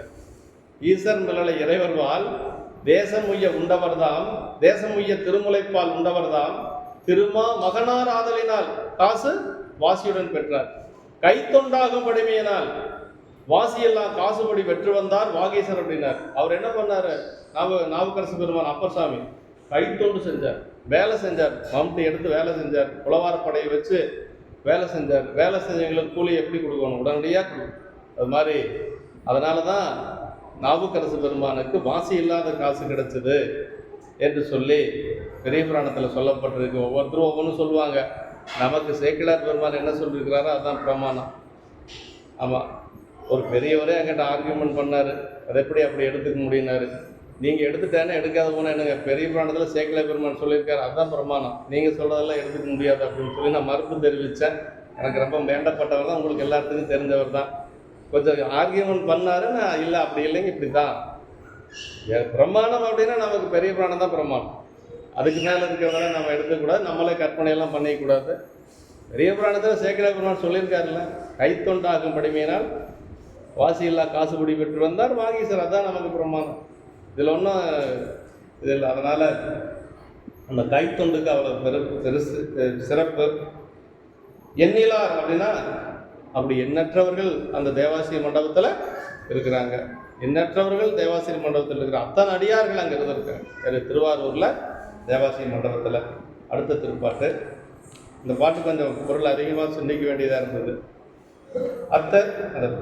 மாசிலாத மனைதிகள் மேனிமேல் பூசு நீர் போல் உள்ளும் புனிதர்கள் தேசினால் எத்திசையும் விளக்கினார் பேச பொன்னா பெருமை பிறங்கினார். அது அடியார்களுடைய இயல்புகளை பற்றி சொல்லக்கூடியது. இதிலிருந்து 6 பாட்டுக்கிழமை அவ்வளோ அடியார்களுடைய பொதுவாக சொல்லிட்டு இருந்தார் முதல்ல. இப்போ அடியாருடைய இயல்புகள் அப்படிங்கிறத சொல்கிறார். அவங்க மேனையில் அணிந்து கொண்டது, உள்ளுக்குள்ள அவர்களுடைய அக ஒழுக்கம் எப்படி இருந்தது, இதெல்லாம் சொல்கிறார். மாசிலாத மனைத்துகள் மேனி மேல அடியார்களை பற்றி சொல்லுகின்ற பொழுது, குற்றமற்ற உருத்திராக்கம் கொண்ட தமது திருமேனியிலே மேலே பூசிய திருநீற்றின் தூய்மை போலவே உள்ளும் புனிதத்தன்மை வாய்ந்தவர்கள். உடம்புல மட்டும் திருநீர் இருக்கும், நெற்றியில வெள்ளை வெள்ளையே திருநீர் இருக்கு, ஆனால் உள்ளுக்குள்ள பூரா கருப்பாக இருந்தால் என்ன செய்ய முடியும்? அதனால் அப்படியெல்லாம் அவங்கெல்லாம் உள்ளுக்குள்ளேயும் தூய்மையாக இருந்தாங்க. அதுதான் ரொம்ப முக்கியங்க. ஆமாம், அதாவது குற்றமற்ற உருத்திராக்கம் கொண்ட தமது திருமேனியிலே மேலே பூசிய திருநீற்றின் தூய்மை போலவே உள்ளும் புனிதத்தன்மை வாய்ந்தவர்கள் என்று சொல்றார். அப்புறம் என்ன சொல்றாருன்னா, அப்படி தேசினால் எத்திசையும் விளக்கினார் அப்படின்னார். அந்த தேசுன்னு சொல்றது ஒளி இல்லையா, உடம்பில் இருக்கக்கூடிய ஒளி. இவர்கள் தமது ஒளியினால் எந்த உலகங்களையும் விளக்கம் செய்வார்கள். ஆதலின் இவ்வளவு என்று வரையறுத்து வாக்கினால் கூற முடியாத பெருமையில் விளங்குவார்கள். அவங்க பெருமைகளை நம்ம அளவிட்டு சொல்ல முடியாது. அளவில்லாத பெருமையராகிய அளவில்லா அடியார்ப்புகள் கூறுகேன் அளவு கூட உரைப்பரிதாயினும் அளவிலாசை துறப்பு அறைகுவேன். பாயிரத்தில் சொல்றார், 4வது பாட்டில் சொல்றார். பாயிரத்தில் 4வது பாட்டில், பெரிய புராணத்தினுடைய 4வது பாட்டிலே அதான் சொல்றார். அளவில்லாத பெருமையராகிய அளவில்லா அடியார்ப்புகள் கூறுகின்றனர். அது இந்த இடத்துக்கு பொருந்தும். அவங்களுடைய பெருமை அப்படின்னா அளவிட்டு சொல்ல முடியாத பெருமையுடையவர்கள் அந்த அடியார்கள். சரி, அதை அளவு விடுத்து சொல்ல முடியாது. அப்புறம் ஏன் நான் சொல்றேன்னா, சொல்லணுங்கிற ஒரு ஆசை என்னை துரத்துது, அதனால் நான் சொல்கிறேன் அப்படின்ட்டு. யார்? சேக்கிழார் பெருமாள். எனக்கு சொல்லணும்னு என்னால் சொல்ல முடியாதுன்னு எனக்கு நல்லா தெரியும், ஆனால் சொல்லணுங்கிற ஆசை என்னை துரத்துது, அதனால் நான் சொல்கிறேன்னாரு. அதை விட அதுக்கு அடுத்த பாட்டில் இன்னொன்று சொன்னார். அவருடைய பெருமை அப்படின்னா ஒரு பார்க்கடலை போல விரிந்தது அப்படின்னாரு. சொல்லக்கூடிய நாய் எப்படி இருக்குன்னா, ஒரு நாய் நினச்சிதான் இந்த பார்க்கடலை ஊற்று காண்கிற வரைக்கும், கடைசியாக வத்தர வரைக்கும் நாக்கிலேயே நக்கி குடிக்கும்னு நினச்சிதான். அது முடியுமா என்ன? அடியாருடைய பெருமை என்று சொல்லுவது விரிந்த ஒரு பார்க்கடலை போல. சொல்லக்கூடிய என்னுடைய நிலை எப்படி இருக்குன்னா, ஒரு நாயினுடைய நாக்கில் என்ன நிற்கும், அது மாதிரி என்னுடைய நிலை என்று சொல்ல தெரிவரும் பெருமை திருத்தொண்டர்தம் பொறுவரும் சீர் முற்ற புகழலுற்றேன் பெருகுதன்கடல் ஊற்றும் பெருநசை ஒரு சுனங்கனை ஒக்கும் தகவையன் அப்படின்னார். சுனங்கன்னா நாய்ங்க. சொல்லக்கூடிய என்னுடைய நிலை எப்படி இருக்குன்னா, ஒரு நாயை போல இருக்கிறது. ஒரு நாய் அந்த பார்க்கடலை பார்த்து நக்கி குடிக்க வேண்டும் என்று சொல்லி, ஒரு நாய் விரும்பியது போல என்னுடைய நிலை இருக்கிறது என்று சொல்லி, ஒரு சுனங்கனை ஒக்கும் என்று சொல்லி சொல்றார் சேக்கிழார் பெருமான். இந்த இடத்துல அதான் சொல்றார், பேச ஒன்னா பெருமை பிறங்கினார். அவங்களுடைய பெருமைகளை சொல்லால் அடக்க முடியாது என்று சொல்லி சொல்றார். அதே மாதிரி எரிபத்த நாயனாருடைய புராணத்தில் சரித நிறைவில் புகழ்ச்சோழ நாயனார் இருக்கிறார், எரிபத்த நாயனார் 2 பேர் அன்பு பாராட்டி கொள்ளுகிறார்கள். பட்டத்து யானை இறந்து போயிடுச்சு, குத்துக்கால் பாகர்கள் இறந்து போயிட்டாங்க. அவர் புகழ்ச்சோழர் அந்த யானை குதிரையில் வர்றார். குதிரையில் அவர் பார்க்கிற பொழுது அவர் பார்த்தா திருநீர் பூசியிருக்கிறாங்க. அந்த மனுவை கையில் வச்சுட்டு இருக்கிறாரு எரிபத்தர், திருநீர் பூசியிருக்கார். திருநீர் பூசியிருக்கிறதுனால என்ன நினைச்சாராம் புகழ்ச்சோழர், குளையணி காதினானுக்கு அன்பராம் குணத்தின் மிற்கார் விளைவடையின்றி கொள்ளார் அப்படின்னு முடிவு பண்ணிட்டார். விசாரணையே இல்லை. என்ன முடிவு பண்ணிட்டார்னா, அரசர் குளையணி காதினானுக்கு அன்பர்னு, சிவபெருமானுக்கு அவர் அடியார், அதனால யானை மேலே தான் தப்பு இருக்குது, அவர் மேலே தப்பு இருக்காது, விளைவடி நன்றி கொள்ளார் என்று சொல்லி அப்போ முடிவு பண்ணிட்டார். இறங்கி பக்கத்தில் போனார். இறங்கி பக்கத்தால் போனோடனே அவர் நடந்ததெல்லாம் சொன்னார். எரிபத்தர் எல்லாம் கேட்டார். புகழ்ச்சோழர் மீண்டும் சொன்னார், இந்த யானை செய்த அபராதத்துக்கு ஈங்குது தன்னால் போலாது என்னையும் கொள்ள வேண்டும் அப்படின்னார். இந்த யானைக்கு யார் தலைவன்? நான் தானே, அரசன் தானே. பட்டத்து யானைக்கு தலைவர் அரசர் தானே. இதெல்லாம் பத்தாது, இந்த யானை செஞ்சதுக்கு என்னையும் சேர்த்து கொள்ளணும். அப்படி கொள்றதுன்னா உங்கள் கையில் வச்சுட்டு இருக்கக்கூடிய மனு இருக்குது பார்த்தியா, அது அடியார்களை காப்பாற்றுறதுக்காக நீங்கள் வச்சிருக்கிறீங்க. அதில் கொள்ளக்கூடிய தகுதி எனக்கு இல்லை. என்னுடைய கையில் வச்சிருக்கிற வாள் இது கொலை வாள். இதில் யாரை வேணாலும் கொள்ளலாம். இந்த வாளால் நீங்கள் என்னை கொல்லுங்கன்னு சொல்லி தன்னுடைய வாளை எடுத்து கொடுத்தாராம் யாருக்கு? எரிபத்தருக்கு. அவர் நினச்சாராம், இந்த மாதிரி ஒரு அரசனுக்கு நாம் தீங்கு நினச்சதே பெரிய தவறு அப்படின்னு வாங்குற மாதிரி வாங்கி தன்னுடைய கழுத்தில் இவருக்கு தீங்கு நினச்சதே தப்புன்னு சொல்லி தன்னுடைய கழுத்தை அறுக்க போனார். அப்போ தான் அவர் தன்னுடைய கையால் வாளை பற்றி 2 பேரும் அன்பு பாராட்டி கொள்ளுகிறார்கள். அப்போ சேக்கிழார் பெருமான் சொல்கிறார், அதற்கு பிறகு யானையும் உயிர் பெற்று வந்துடுது, குத்துக்கால் பார்களும் உயிர் பெற்று வந்துடுறாங்க, சிவகாமி ஆண்டாருடைய மலரும் உடைக்கு வந்துடும். அப்போ தான் சொல்கிறாருங்க, ஆளுடை தொண்டர் செய்த ஆண்மையும் தன்னை கொள்ள வாளினை கொடுத்து நின்ற வளவனார் பெருமைதானும் நாளும் மற்றவர்க்கு நல்கும் நம்பர்தாம் அளக்கிலன்றி நீளுமை தொண்டை நிலைமை நினைக்கலார் அளக்க வல்லார் அப்படின்னார். அப்படின்னா ஆளுடை தொண்டர் செய்த ஆண்மையும் எரிபத்த நாயனார், வாளினை கொடுத்து நின்ற வளவனார் புகழ் சோழ நாயனார், இவங்களுடைய பெருமைகளை யார் அளக்க முடியும்? எல்லாத்துக்கும் தினசரி படி இழந்துட்டு வராரு சிவபெருமான், அவர் இல்லாமல் வேற யாராலையும் நினச்சி கூட பார்க்க முடியாது அப்படின்னு சொல்லி அந்த இடத்துல சொல்லலாம். அப்போ அடியாருடைய பெருமை என்று சொல்லுவது யாராலையும் அளவிட்டு சொல்லவே முடியாது. அதான் இந்த பாட்டில் சொல்லிட்டார், பேச ஒன்னா பெருமை குறங்கினார் என்று சொல்லி சேக்கிழார் பெருமான் நமக்கு சொல்றார். அவ்வளவு பெருமையுடையவர்கள் அடியார்கள் என்று சொல்லி சொல்றார். மாசில்லாத மனைத்திகள் மேனி மேல, மாசில்லாத மேனி என்று சொல்லி தன்னை பூண்டவர்களது மாசில் இல்லையாக செய்யும் உத்தராட்சம் போட்டதை சொல்றாருங்க. அது இந்த உத்தராட்சத்தினுடைய பெருமை என்னன்னா, அதை அணிந்தவருடைய தீய குணங்களை எல்லாம் போக்க வல்லது உத்தராட்சம். அதை போட்டுட்டே செய்கிறாங்களே அப்படின்னா அதுக்கு ஒரு தன்மை உண்டுங்க. அதை போட்டுட்டு நல்லது நினைச்சாலும் பல மடங்கு பெருகும், தீயது நினைச்சாலும் அந்த மாதிரி போகும். அதுக்கு வைப்ரேஷன் அதிகங்க. அப்படின்னா பாசிட்டிவ் திங்கிங் இருந்தால் பாசிட்டிவாக இருக்கும், நெகட்டிவ் திங்கிங்காக இருந்தால் அதே மாதிரி போகும். அதனால் உத்தராட்சம் அணிந்தால் நல்ல எண்ணங்கள் மட்டும்தான் நமக்கு இருக்கும். அதான் அதை என்ன சொல்றார், தன்னை பூண்டவர்களது மாசுகளை இல்லையாக செய்யும் என்று சொல்லி அடியவர் மேனியில் விளங்கிய போது மணியானது தனது இயல்பாகிய தூய விளக்கத்தின் மேலாயது என்று சொல்லி சொல்றாரு. மணி திகழ்தற்கிடமாகிய மேனி, இந்த உடம்பு உத்தராட்சம் திகழ்வதற்கு இடமாக இருக்கக்கூடியது என்று சொல்லி சொல்றார். உருத்தர மூர்த்தியினுடைய கண்ணினின்றும் தோன்றியதால் உருத்தர அக்கமணி என்று சொல்லி, அது எங்க உத்தராட்சம் அப்படிங்கிறது பெருமானுடைய உருத்தரனுடைய கண்ணிலிருந்து தோன்றிய மணி என்று சொல்லி சொல்றார். உள்ளும் புனிதர் என்று சொன்னார், திருநீற்றின் புனிதத்தன்மையை உய்த்துணர வைத்தது. எப்படி திருநீர் தூய்மையா இருக்குது அதே மாதிரி உள்ளுக்குள்ளேயும் அவர்கள் தூய்மையா இருப்பார்கள்.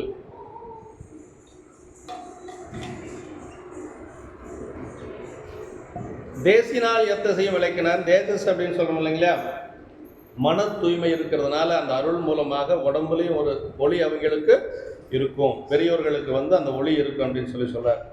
5 மார் அடக்கியுள்ளார் அரும்பெரும் சோதியாருன்னு. காலத்தில எப்பொழுதும் இரவே கிடையாது, காலத்தில எப்பொழுதும் அந்த காட்டில் இரவுங்கிறதே இல்லையா, சேக்கிழார் பெருமான் சொல்றார். ஏன் அப்படின்னா அங்கே இருக்கக்கூடிய ஒரு சில மரங்களும் சுடர்விட்டு அது ஜோதிமா மரங்கள் அப்படின்னு சொல்லி சொன்னார். இரவில் ஒளிரக்கூடிய மரங்கள் அங்கே இருக்கு. அது மட்டும் இல்லை, 5 அடக்கிய முனிவர்கள் அங்கே நிரம்ப இருக்கிறாங்களாம். 5 புலன்களை அடக்கிய முனிவர்கள் அங்கே இருக்கிறனால அந்த உடம்பு அவங்களுடைய உடம்புல இருக்கக்கூடிய சோதி அங்கே அப்படி ஒளி உருவமாக இருக்கு என்று சொல்லி சேக்கிழார் பெருமான் அங்கே சொல்றாரு. கண்ணப்பநாயனோட குணத்தில் சொல்றாரு. பேச ஒன்னா பெருமையினர் அளவில்லாத பெருமையர் என்று சொல்லி சொல்றார். இங்கு திருநீற்றினாலும் முற்புனிதத்தாலும் உள்ளதாம் பெருமை, இது அளவிடற்கரியதாலும் பேச ஒன்னா பெருமை என்று சொல்லி சொல்றார். பேணி அணிபவருக்கெல்லாம் பெருமை கொடுப்பது நீர் அப்படின்னார். பேணி அணிபவருக்கெல்லாம் பெருமை கொடுப்பது நீர். ஞானசம்பந்த பெருமானுடைய தேவாரத்தில் வருது இல்லைங்களா, பெருமை பிறங்கினார் என்று சொல்லி பெருமையில விளங்குகின்றவர் என்று சொல்லி சொல்றார். அடுத்த திருப்பாட்டு, பூதம் 5 நிலையில் கலங்கினும் மாதவப்பாகர் மலர்த்தால் மரப்பிளார் போதுகாதல் உரைப்பின்னறி நின்றார் போதிலாத குணப்பெரும் குன்றனார். அங்க இருக்கக்கூடிய அடியார்கள் பூதம் 5 நிலையில் கலங்கினார். 50 பூதங்களும் தன் நிலையில் கலங்கின காலத்தும், அதாவது நிலநடுக்கம், பெரிய வானிலை மாற்றங்கள் இதெல்லாம் வந்தாலும் கூட அவங்க தன்னுடைய நிலையிலிருந்து மாறவே மாட்டாங்க. பெருமானுக்கு செய்யற தொண்டை செஞ்சுட்டே இருப்பாங்க, பூஜை பண்றவங்க பூஜை பண்ணிகிட்டே இருப்பாங்க, மலர் பறிக்கிறவங்க மலர் பறிச்சுட்டே இருப்பாங்க. இதெல்லாம் இயற்கை மாற்றங்களால் அவங்க இதெல்லாம் மாறுவாங்களா அப்படின்னா அப்படியெல்லாம் ஒன்றும் மாற மாட்டாங்க. அவங்களுக்கு பெருமானுக்கு தொண்டு செய்யணுங்கிறத செய்து கொண்டே இருப்பாங்க. அப்படி தமது நிலை கலங்காது உமாதேவியாரை ஒரு பாகத்து வைத்த சிவபெருமானின் மலர் போன்ற பாதங்களை தம் மனத்தில் மறக்கல் இல்லாதவர்கள் என்று சொல்லி மாதோர்பாகர் மலர்த்தால் மறப்பிடார் அப்படின்னு பெருமானுடைய திருவடி எப்பொழுதும் நம்ம மறக்கவே கூடாது. இந்த மாதோற்பாக மலர்த்தால் மறப்பிடார் அப்படின்னு 5 பூதங்களும் அப்படியே தன்னுடைய நிலையில கலங்கினாலும் கூட, வானமே இடிந்து கீழே விழுந்தாலும் இறைவனுடைய திருவடியை மட்டும் எப்பொழுதும் மறக்கக்கூடாது. அம்பையாற்றங்கரையில் நீர் பெருக்கெடுத்து ஓடுச்சு இல்லைங்களா? எங்க காஞ்சிபுரத்தில் அம்மா என்ன பண்ணாங்கன்னா, தனக்கு ஒரு ஆபத்து வந்தாலும் பரவாயில்ல, சாமியை தண்ணி அடிச்சுட்டு போயிடக்கூடாது. அதனால முதல்ல தண்ணி கையில் தள்ளினாங்க. கையில் எவ்வளோ தள்ள முடியும்? அங்கே வர்றது கடல் தண்ணி மாதிரி வருது, கையில் தள்ளினாங்களாம் முதல்ல உமையம்மை. அப்புறம் என்ன பண்ணாங்களாம், சரி கையில் தள்ளி தண்ணி நிற்கலை, தண்ணி சிவலிங்கத்தை அடிச்சுட்டு போயிடுச்சு, என்ன செய்யறதுன்னா அப்போ தான் கட்டி இறுகி குடிக்கிறாங்க. அப்போ தான் பெருமான் குழைந்து மணவாள கோலம் காட்டியதாக நமக்கு காஞ்சிபுரத்தில் அம்மை உமையம்மை அங்கே தான் காஞ்சிபுரத்தில் ஏலவார் குடலி என்று சொல்லக்கூடிய காமாட்சி அம்மையாக இருந்து அருள் செய்கிறாங்க. அப்போ வெள்ளம் வந்துருச்சுன்னு பயந்து ஓடலை, பெருமானை விடாமல் இருகப்பட்டுனாங்க. அதுதான் பெருசு. பூதம் மைந்தும் நிலையில் கலைஞர்கள்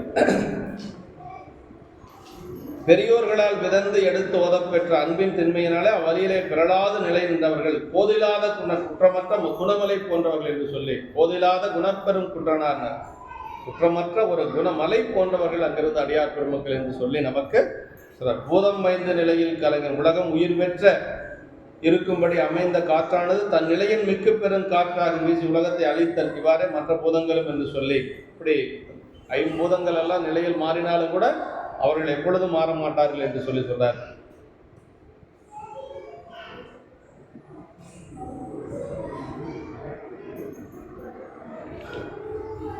இந்த கைத்தொண்டு செய்கிறவங்களை பற்றி நமக்கு பத்தராய் பணியாளர் புராணத்தில் சேக்கிழார் பெருமாள் சொல்றார். யாதானும் இவ்வுடம்பால் செய்வினைகள் ஏறுயர்த்தார் பாதார குந்தத்தின் வாளாக எனும்பறிவால் காதார்வன் உடையவர்க்காம் பணி செய்வார், அவர் புகழ்க்கு பணி செய்வார் கருக்குடியில் போதார்கள், அவர் புகழுக்கு புவனமெல்லாம் போதாவாம் என்று சொல்லி சேக்கிழார் பெருமான் அந்த கைத்தொண்டு செய்கிறவங்க மீண்டும் கருக்குழிக்கு போக மாட்டாங்க, அப்படின்னு பிறப்புக்கு போக மாட்டாங்க என்று சொல்லி பத்தராய் பணிவார் இடத்துல சொல்றார். யாதானும் இவ்வுடம்பால் செய்வினைகள் செய்வார் என்று சொல்லி அந்த இதில் சொல்றார். அப்படி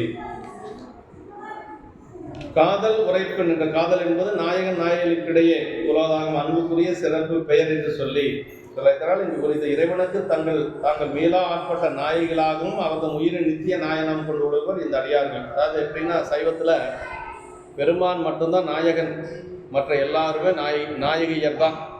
ஆணாக இருந்தாலும் சரி, பெண்ணாக இருந்தாலும் சரி, ஆன்மாக்கள் அனைத்துமே பெண் தான். இறைவன் ஒருவன் தான் ஆண். ஆமாம், அதனால தான் உமையம்மை வழிபாட்டோடு நின்றக்கூடாது. உமையம்மை வழிபாட்டின் மூலமாக எங்கே போகணும்னா இறைவனுடைய வழிபாட்டுக்கு போகணும். சாக்தன்னு சொல்லுவாங்க. அம்மா ஒரு சிலர் சாமியாருக்கு அம்பாள் மட்டும் வழிபாடு செய்வாங்க. அம்பாள் மட்டும் வழிபாடு செய்கின்ற பொழுது பெருமான் திருப்படி கண்டிப்பாக கிடைக்காது. அது அம்பாள் அப்படிங்கிறது பெண்ணு, நம்மளும் பெண்ணு. அப்போ எப்போ இன்பம் கிடைக்கும்? பெருமானோடு சேர்கின்ற பொழுது தான் இன்பம் கிடைக்கும். அதான் சொல்லுவாங்க. அப்போ அதான் சொல்றார் இந்த இடத்துல நம்முடைய அப்பர் சாமிகள் திருவாரூர் தேவாரத்தில் சொல்வார். தன்னை ஒரு பெண்ணாக உருவகப்படுத்தி ஆரூர் பெருமானை பாட்டுடைய தலைவனாக வச்சு பாடின பாட்டு. முன்னம் அவனுடைய நாமம் கேட்டால், மூர்த்தி அவனுக்கு வண்ணம் கேட்டால், பின்னை அவனுடைய ஆரூர் கேட்டால், பெயர்த்தும் அவனுக்கு பிச்சையானால், அன்னையும் அத்தனையும் அன்றே நீத்தாள், தன்னை மறந்தால் தன் நாமம் கேட்டால், தலைப்பட்டால் நங்கை தலைவன் தாளே அப்படின்னு. அது ஒரு காதலன் காதலி பாவனையில் பாடணும். சிவபெருமான் அந்த ஆரூர் பெருமானை தன்னுடைய காதலனாக, அப்பர் சாமிகள் தன்னை காதலியாக வைத்து பாடியது. முதல்ல பேரை கேட்டாங்களாம். அப்புறம் திருவாரூர்னாங்க, அவருடைய பேர் என்னன்னாங்க, ஆரூரன் அப்படின்னு சொல்லி சொன்னாங்களாம். அப்படி கேட்ட உடனேயே அவரே அறியாத அன்பு வந்தது. அன்பு வந்த உடனேயே தன் ஒரு பெண் அப்படிங்கிறதெல்லாம் மறந்தாலாம். பெண் மறந்தது அப்படிங்கிறது அப்புறம் அப்பா அம்மா எல்லாம் மறந்துட்டாலாம். தனக்குன்னு ஒரு ஆச்சாரம் இருக்குது, அதையெல்லாம் விட்டுட்டாலாம். கடைசியாக தலைப்பட்டால் நங்கை தலைவன் தாளே, அவனுக்கே நம்ம அடிமை என்று சொல்லி அந்த பெண் எப்படி அவனிடத்தில் அன்பு கொண்டாலோ அதுபோல ஆரூர் பெருமான் மீது தான் அன்பு கொண்டதை அப்பர் சாமிகள் அந்த பதிகத்தில் பாடுறாரு. அதே மாதிரி திருச்சிற்றம்பல கோவையார் இருக்கிறீங்களா, திருக்கோவையார் முழுக்க முழுக்க 400 பாட்டும் அப்படி தான். பாட்டுடை தலைவன் பூத்த பெருமான், மணிவாசக பெருமான் தன்னை தலைவியாக வைத்து பாடியது திருச்சிற்றம்பல கோவையார். அகத்துறை நூல் அது. சைவத்தில் இருக்கக்கூடிய ஒரு அகத்துறை நூல் எதுன்னா அதுதான். அங்கங்கே திருமுறைகளில் அகத்துறை பாடப்பட்டிருக்கும். ஆனால் ஒரு நூலே அகத்துறை நூலாக இருக்கிறது அப்படின்னா திருச்சிற்றம்பல கோவையார் தான் திருக்கோவையார். இறைவனே விரும்பி கேட்டது, பாவை பாடிய வாயால் கோவை பாடுக என்று சொல்லி இறைவனே விரும்பி கேட்டது. அது எப்படி படிக்கணும்னா நாடக பாணியில் இருக்கும். அது சும்மா படித்தா கண்டிப்பாக புரியாது. திருக்கோவையார் மட்டும் எப்படி படிக்கணும்னா, ஒரு தலைவனா ஒரு தலைவி 2 பேரும் பேசிக்கிற மாதிரி இருக்கும். செவிலித்தாய் குறுக்க வருவான். செவிலித்தாய்கிட்ட சொல்லி அந்த பெண் தன்னுடைய ஆற்றாமைய வளர்ப்பு தாய், சொந்த பெத்த தாய்கிட்ட சொல்ல முடியாது இல்லையா, செவிலித்தாய் மூலமா தன்னுடைய காதலனுக்கு தூது விடுவது போல இருக்கும். அங்க காதலன் யாருன்னா கூத்த பெருமான் தான் காதலன். அப்படி மணிவாசக பெருமான் அதை அமைச்சிருக்கிறார். அதனால அந்த திருக்கோவையார் இருக்கிற மாதிரி பெருமானிடத்துல காதல் உரைப்பில் நின்றார் என்று சொல்லி நாயகன் நாயகி காதல் அப்படின்னு சொல்லுவாங்க. அப்பர் சாமிகள் பெருமான் அப்படிதான் வச்சிருந்தார். தூய வெந்நீர் துதைந்த பொன்மேனியின் தாழ்வடமும் நாயகன் சேவடி தைவரும் சிந்தையும். நாயகன் சேவடி அப்படின்னா தன்னுடைய ஒரு கணவனுடைய திருவடியை ஒரு மனைவி எப்படி வச்சிருப்பாலோ அது மாதிரி அப்பர் சாமிகள் சிவபெருமானுடைய திருவடியை வச்சிருந்தார். நாயகன் சேவடி தைவரும் சிந்தையும் நைந்துருகி பாய்து போல் அன்பு நீர் பொழி கண்ணும் என்று சொன்னார். அப்படின்னா பெருமான் மேல அவ்வளவு அன்பு. சுந்தரமூர்த்தி சாமிகள் அப்படிதான் வச்சிருந்தார். எப்படி வச்சிருந்தார் அப்படின்னா, தம்பிரானை தன் உள்ளம் தலையவன் நம்பி யாரோரும் நாம் தொழும் தன்மையன். உபமன்யு முனிவர் சொல்றார், உள்ளம் தலையவனும் உள்ளுக்குள்ள கொஞ்சம் கூட பெருமானுடைய திருவடியை வலுவாது வைத்திருந்தவர் சுந்தரர் என்று சொல்லி நமக்கு சொல்லப்பட்டிருக்கு. இப்படி பல இடங்கள் இருக்கு. ஆனால் இறைவன் நித்தனாய் ஆன்மாவும் நித்தனாய் இருந்தன் அவன் என்றைக்கும் நீங்காத நித்திய நாயகனாம் என்று சொல்லி, இறைவனும் நித்தன், ஆன்மாக்குள்ள நித்தன், அழிவில்லாத ஆன்மா. அதே மாதிரி இறைவனும் அழிவில்லாத. உடம்பு மட்டும்தான் நமக்கு அழியுது, ஆன்மா எப்பொழுதும் நித்தமாக இருக்கக்கூடியது. அது நம்ம தெரிஞ்சுக்கணும். ஓதுகாதல் அப்படிங்கிறது இடைவிடாது பயின்று இறைவனிடத்திலே முழுவதும் ஈடுபட்டு நிற்றல், அந்த காதலிலே பதிந்து அதனால் விழுங்கப்பட்ட நெறியிலே நிற்றல். ஆன்மாக்கள் பிராகிருதர்கள் என்றும் வைநைகள் என்றும் சாமுசத்தல் என்றும் 3 வகையினர் என்று சொல்லி, அதாவது 3 வகையான ஆன்மாக்கள் இருக்கிறாங்க. பிராகிருதர்கள் அப்படின்னு சொல்லி ஒன்று, அப்புறம் வைநகிகர்கள் என்று சொல்லி ஒன்று, சாமுசித்தல். பிராகிருதர்கள் அப்படிங்கிறது என்னன்னா, கண்டதே காட்சி கொண்டதே கோலம், நல்லா சாப்பிடணும், நல்லா தூங்கணும், சினிமாவுக்கு போகணும், ஜாலியாக இருக்கணும், வேற எது கோயிலுக்கெல்லாம் திரும்பியே பார்க்கக்கூடாது, அது ஒரு கூட்டம். அவங்களுக்கு பேர் பிராகிருதர்கள் அப்படின்னு சொல்லி பேருங்க. இன்னொன்று எப்படின்னா, எப்படியாவது கோயிலுக்கு வைநகிகர்கள் அப்படின்னு சொல்லி ஆன்மாக்கள். அவங்க எப்படின்னா, எப்படியாவது கோயிலுக்கு போய் திருமுறைகள் எல்லாம் படித்து பெரிய புராணம் கேட்டு சைவ சித்தாந்தம் படித்து எப்படியாவது இந்த பிறப்பில் பெருமான் திருவடியை அடைஞ்சிடணும் அப்படின்னு வேட்கை இருக்கக்கூடியவர். அது ஒரு கூட்டம். இன்னொன்று சாமு சித்தர்கள்னு ஒருத்தர். அவங்க எதுவுமே தேவையில்லை, அவங்க பெருமான் திருவடிக்கு அவங்க பாட்டுக்கு போயிடுவாங்க. அவங்க இன்னும் நூலெல்லாம் படிக்கணுங்கிறது இல்லை. அவங்க ஏற்கனவே திருவடிக்கு போகக்கூடிய நிலையிலிருந்து கொஞ்சம் வந்தவங்க. அதனால் அவங்களுக்கு பேர் சாமு சித்தர்கள் அப்படின்னு சொல்லுவாங்க. 3 வகையான ஆன்மாக்கள் சைவ சித்தாந்தம் சொல்லும். அதான் சித்தியாரில் சொல்கிறாரு. சித்தியாரில் ஒரு பாட்டில் சொல்வார், பண்டையினர் தவத்தால் தோன்றி பரமனை பத்தி செய்யும் தொண்டரை தாமே தூய கதியில் தொகுப்பன், கண்டநூல் ஓதி வீடு காதலிப்பவருக்கு குண்டரீகத்தால் சேரும் பரிசனை புகழல் உற்றாம் என்று சொல்வார். அதாவது அதில் 3 வகையான ஆன்மாவை சொல்கிறாரு. அருணந்தி சிவாச்சாரியர் சொல்கிறாரு. என்ன சொல்கிறாருன்னா, பண்டையினர் தவத்தால் தோண்டி பரமனை பத்தி பண்ணும் தொண்டரை தாமே தூய கதியில் தொகுப்பன். அவங்களுக்கு நூலெல்லாம் ஒன்றும் தேவையில்லை, படிக்கணுங்கிறது இல்லை, வகுப்புக்கு போகணுங்கிறது இல்லை. அவங்கெல்லாம் போன பிறப்பிலேயே தவம் செஞ்சு வந்தவங்க. ஞானசம்பந்த பெருமான், நாவுக்கரசர் போல. அவங்களுக்கு என்ன நூல் வேணுமா என்ன? நாவுக்கரசர் போய் என்ன உட்காந்து பாடம் கேட்டுருக்க போறாரா? நான் ஞானசம்பந்தர் தான் பாடம். அவங்களுக்கெல்லாம் இயற்கையா இருக்கு. அது அவங்க பேர் என்னன்னா, பண்டைன தவத்தால் தோன்றினார். நம்ம பண்டு திருப்படி மரவா பான்மையோர் மரிசைகளே பெருமான் யார்? ஞானசம்பந்த பெருமானை சொல்லுகின்ற பொழுது ஞானசம்பந்த பெருமான் தன்னுடைய தேவாரத்தில் சொல்றார், மறக்குமாறு இல்லாத என்னை மையல் செய்து இம்மண்ணின் மீது பிறக்குமாறு காட்டினாய் அப்படின்னா. ஏற்கனவே பெருமான் திருவடி மறக்காது இருந்தவரா ஞானசம்பந்த பெருமான். ஆனா ஏதோ ஒரு மயக்கத்தை செஞ்சு இந்த மண்ணில் பிறக்கிற மாதிரி காட்டினாராம். ஏன் அப்படி பண்ணார் அப்படின்னா, நாமெல்லாம் உயிர்வடையணுமே, இப்போ நம்மளை யார் கூட்டிகிட்டு போகிறது? அதுக்காக சாமி அந்த மாதிரி செய்திருக்கிறார். அந்த மாதிரி இருக்கக்கூடியவங்களுக்கு நூல் தேவையில்லை. நம்ம 63 நாயன்மார்கள் இவங்களுக்கெல்லாம் நூல் தேவையில்லை. அவங்க பெருமான் தானே கூட்டிகிட்டு போயிடுவார். அப்புறம் மார்க்கர்னா அதான் இப்போ சொன்னோம் இல்லையா, சாப்பிட்றது, தூங்கிறது, உலகில் இன்பத்தில் இருக்கிறது, அதே போதும், அதுக்கு மேலே ஒன்றும் தேவையில்லை அப்படின்னு சொல்லி இருக்கிறவங்களே. அவங்கள பற்றி நான் பேசவே இல்லை அப்படின்ட்டார். அவங்கள பற்றி நான் பேசவே இல்லை அப்படின்ட்டார்.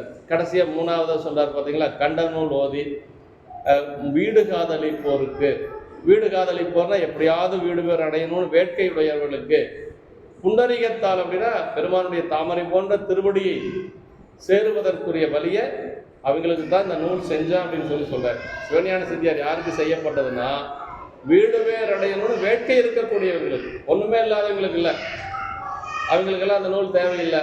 அதே மாதிரி எல்லாம் தெரிஞ்சவங்களுக்கும் தேவையில்லை அப்படின்னு சொல்லி சொல்வார். சென்னிப்பையா ஒரு நகைச்சுவையாக சொல்வார். ஒரு சொற்பொழிவாளர் வந்து ஒரு மேடையில் வந்து அவர் கேட்டாராம், நான் இன்னைக்கு என்ன பொருள் பற்றி பேசுகிறேன்னு உங்களுக்கு தெரியுமா அப்படின்னு. அப்புறம் தெரியாது அப்படின்னாங்களாம். சரி, தெரியாதவங்கிட்ட ஒன்றும் தெரியாதவங்கிட்ட நான் பேச முடியாது அப்படின்னு சொல்லிட்டு அவர் அந்த அன்னைக்கு நிகழ்ச்சி இல்லை. அடுத்த நாள் வந்து அதே மாதிரி சரி இவர் கேட்பாரு, நம்மள தெரியும்னு சொல்லலாம் அப்படின்னு சொல்லி எல்லாரும் ஒரு உஷாராக இருந்தாங்களாம். அதே மாதிரி வந்து இன்றைக்கி நான் என்ன பொருள் பற்றி பேசுறேன்னு தெரியுமான்னு கேட்டாராம். தெரியும் நாங்களாம். சரி உங்களுக்கே தெரியுமா, நான் எதுக்கு பேசணுன்ட்டாங்க. அப்புறம் வந்து என்னடா இவர் இப்படி பண்ணுறாருன்னு சொல்லி என்ன பண்ணாங்களாம், பாதி பேர் தெரியும்னு சொல்லலாம், பாதி பேர் தெரியாதுன்னு சொல்லலாம், இப்போ என்ன பண்ணுவார்னு பார்க்கலாம் அப்படின்னு சொல்லிட்டு அதே மாதிரி மூணாவது நாள் வந்தாராம். கேட்டாராம், நான் என்ன பொருள் பற்றி பேசுறேன்னு தெரியுமான்னு. பாதி பேர் தெரியுனாங்களாம், பாதி பேர் தெரியாதுனாங்களாம். அது தெரியாதவங்கெல்லாம் தெரிஞ்சவங்கிட்ட கேட்டுக்குன்னு சொல்லி போயிட்டாரா. அது யார் நம்ம ஐயா சொல்லுவார், அந்த மாதிரி வகுப்பில் சொல்லுவார், மாவாடி வகுப்பில் எங்களுக்கு சொல்லுவார், தெரிஞ்சவங்கெல்லாம் தெரியாதவங்கெல்லாம் தெரிஞ்சவங்கிட்ட கேட்டுங்க அப்படின்னு. அது மாதிரி ஏற்கனவே தெரிஞ்சவங்களுக்கு ஒன்றும் வகுப்பு நடத்த தேவையில்லை. ஏற்கனவே பக்குவத்தில் இருக்கிறாங்க, அவங்களுக்கெல்லாம் வகுப்பு தேவையில்லை. அவங்க இறைவன் திருவடிக்கு போயிடுவாங்க. ஒன்றுமே வேண்டாம், சாப்பிட்டா போதும், ஜாலியாக இருந்தால் போதும், எதுக்கு இதெல்லாம் அப்படின்னு நினைக்கிறவனுக்கும் வேண்டியதில்லை. இடையில இருக்கிறது நம்ம இல்லையா, எப்படியாவது திருவடிக்கு போயிட்டா பரவாயில்லன்னு அந்த வேட்கைன்னு ஒன்று இருக்கணும் பாருங்க. அதுக்காக சொல்லணும், எந்த நூலை படித்தாலும் நமக்கு ஒரு வேட்கை இருக்கணுங்க. அப்போ தான் நமக்கு அந்த நூல் புரியும், அந்த நூலுடைய ஆழம் நமக்கு தெரியும், ஆசை இருக்கும். அவங்கெல்லாம் அவ்வளோ படிச்சிருக்காங்க, நாம் இப்படி இருக்கிறதா அப்படின்னு அந்த ஒரு வேகம் இருக்கும். உண்மையிலேயே நான் என்னுடைய அனுபவத்தை தான் சொல்கிறேன். நான் குமரலிங்க ஐயாவும் ஒரே வயசு, தியாகராஜையா என்னை விட ஒரு 3 வயசு கம்மியானவர். எனக்கு பல ஆண்டுகளுக்கு முன்னாடி அவங்கெல்லாம் மேடை இதுக்கு வந்துட்டாங்க பேசுகிறதுக்கு, நான் ஞானவேலிக்கு வந்துட்டாங்க. நான்லாம் ஒரு காலத்தில் இவங்க 2 பேர் சிம்மத்தில் வியந்து போயிருக்கிறேன். இப்படியெல்லாம் இவங்கெல்லாம் இருக்கிறாங்க, நம்மெல்லாம் என்ன இப்படி இருக்கிறோமே, இவ்வளோ மோசமாக இருக்கிறோமே அப்படின்னு சொல்லிட்டு, அப்புறம் அதுக்கு பின்னாடி நாமளும் நிறைய படிக்கணும், நிறைய சொற்பொழிவு போகணும்னு சொல்லிட்டுங்கிறது திருச்சிராப்பள்ளியெல்லாம் நான் போவேன். பெரிய புராணத்தில் அங்கே ஒரு பெரியவர் நடத்துவார், ராகவையான்னு சொல்லிட்டு, திருச்சிராப்பள்ளி போவேன். அப்படியெல்லாம் போய் அப்புறம் கேட்டால் அப்புறம் எங்கள் ஐயாவிட்டையும் வகுப்புக்கு போவோம்.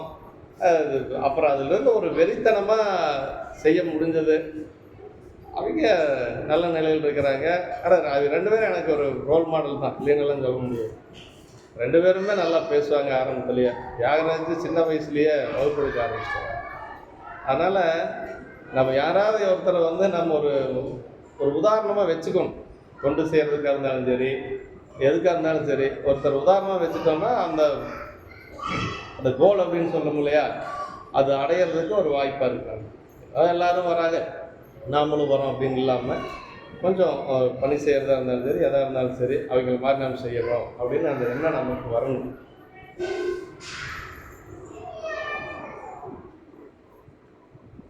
நெறி நிற்றல் அப்படின்னு சொல்கிறார்.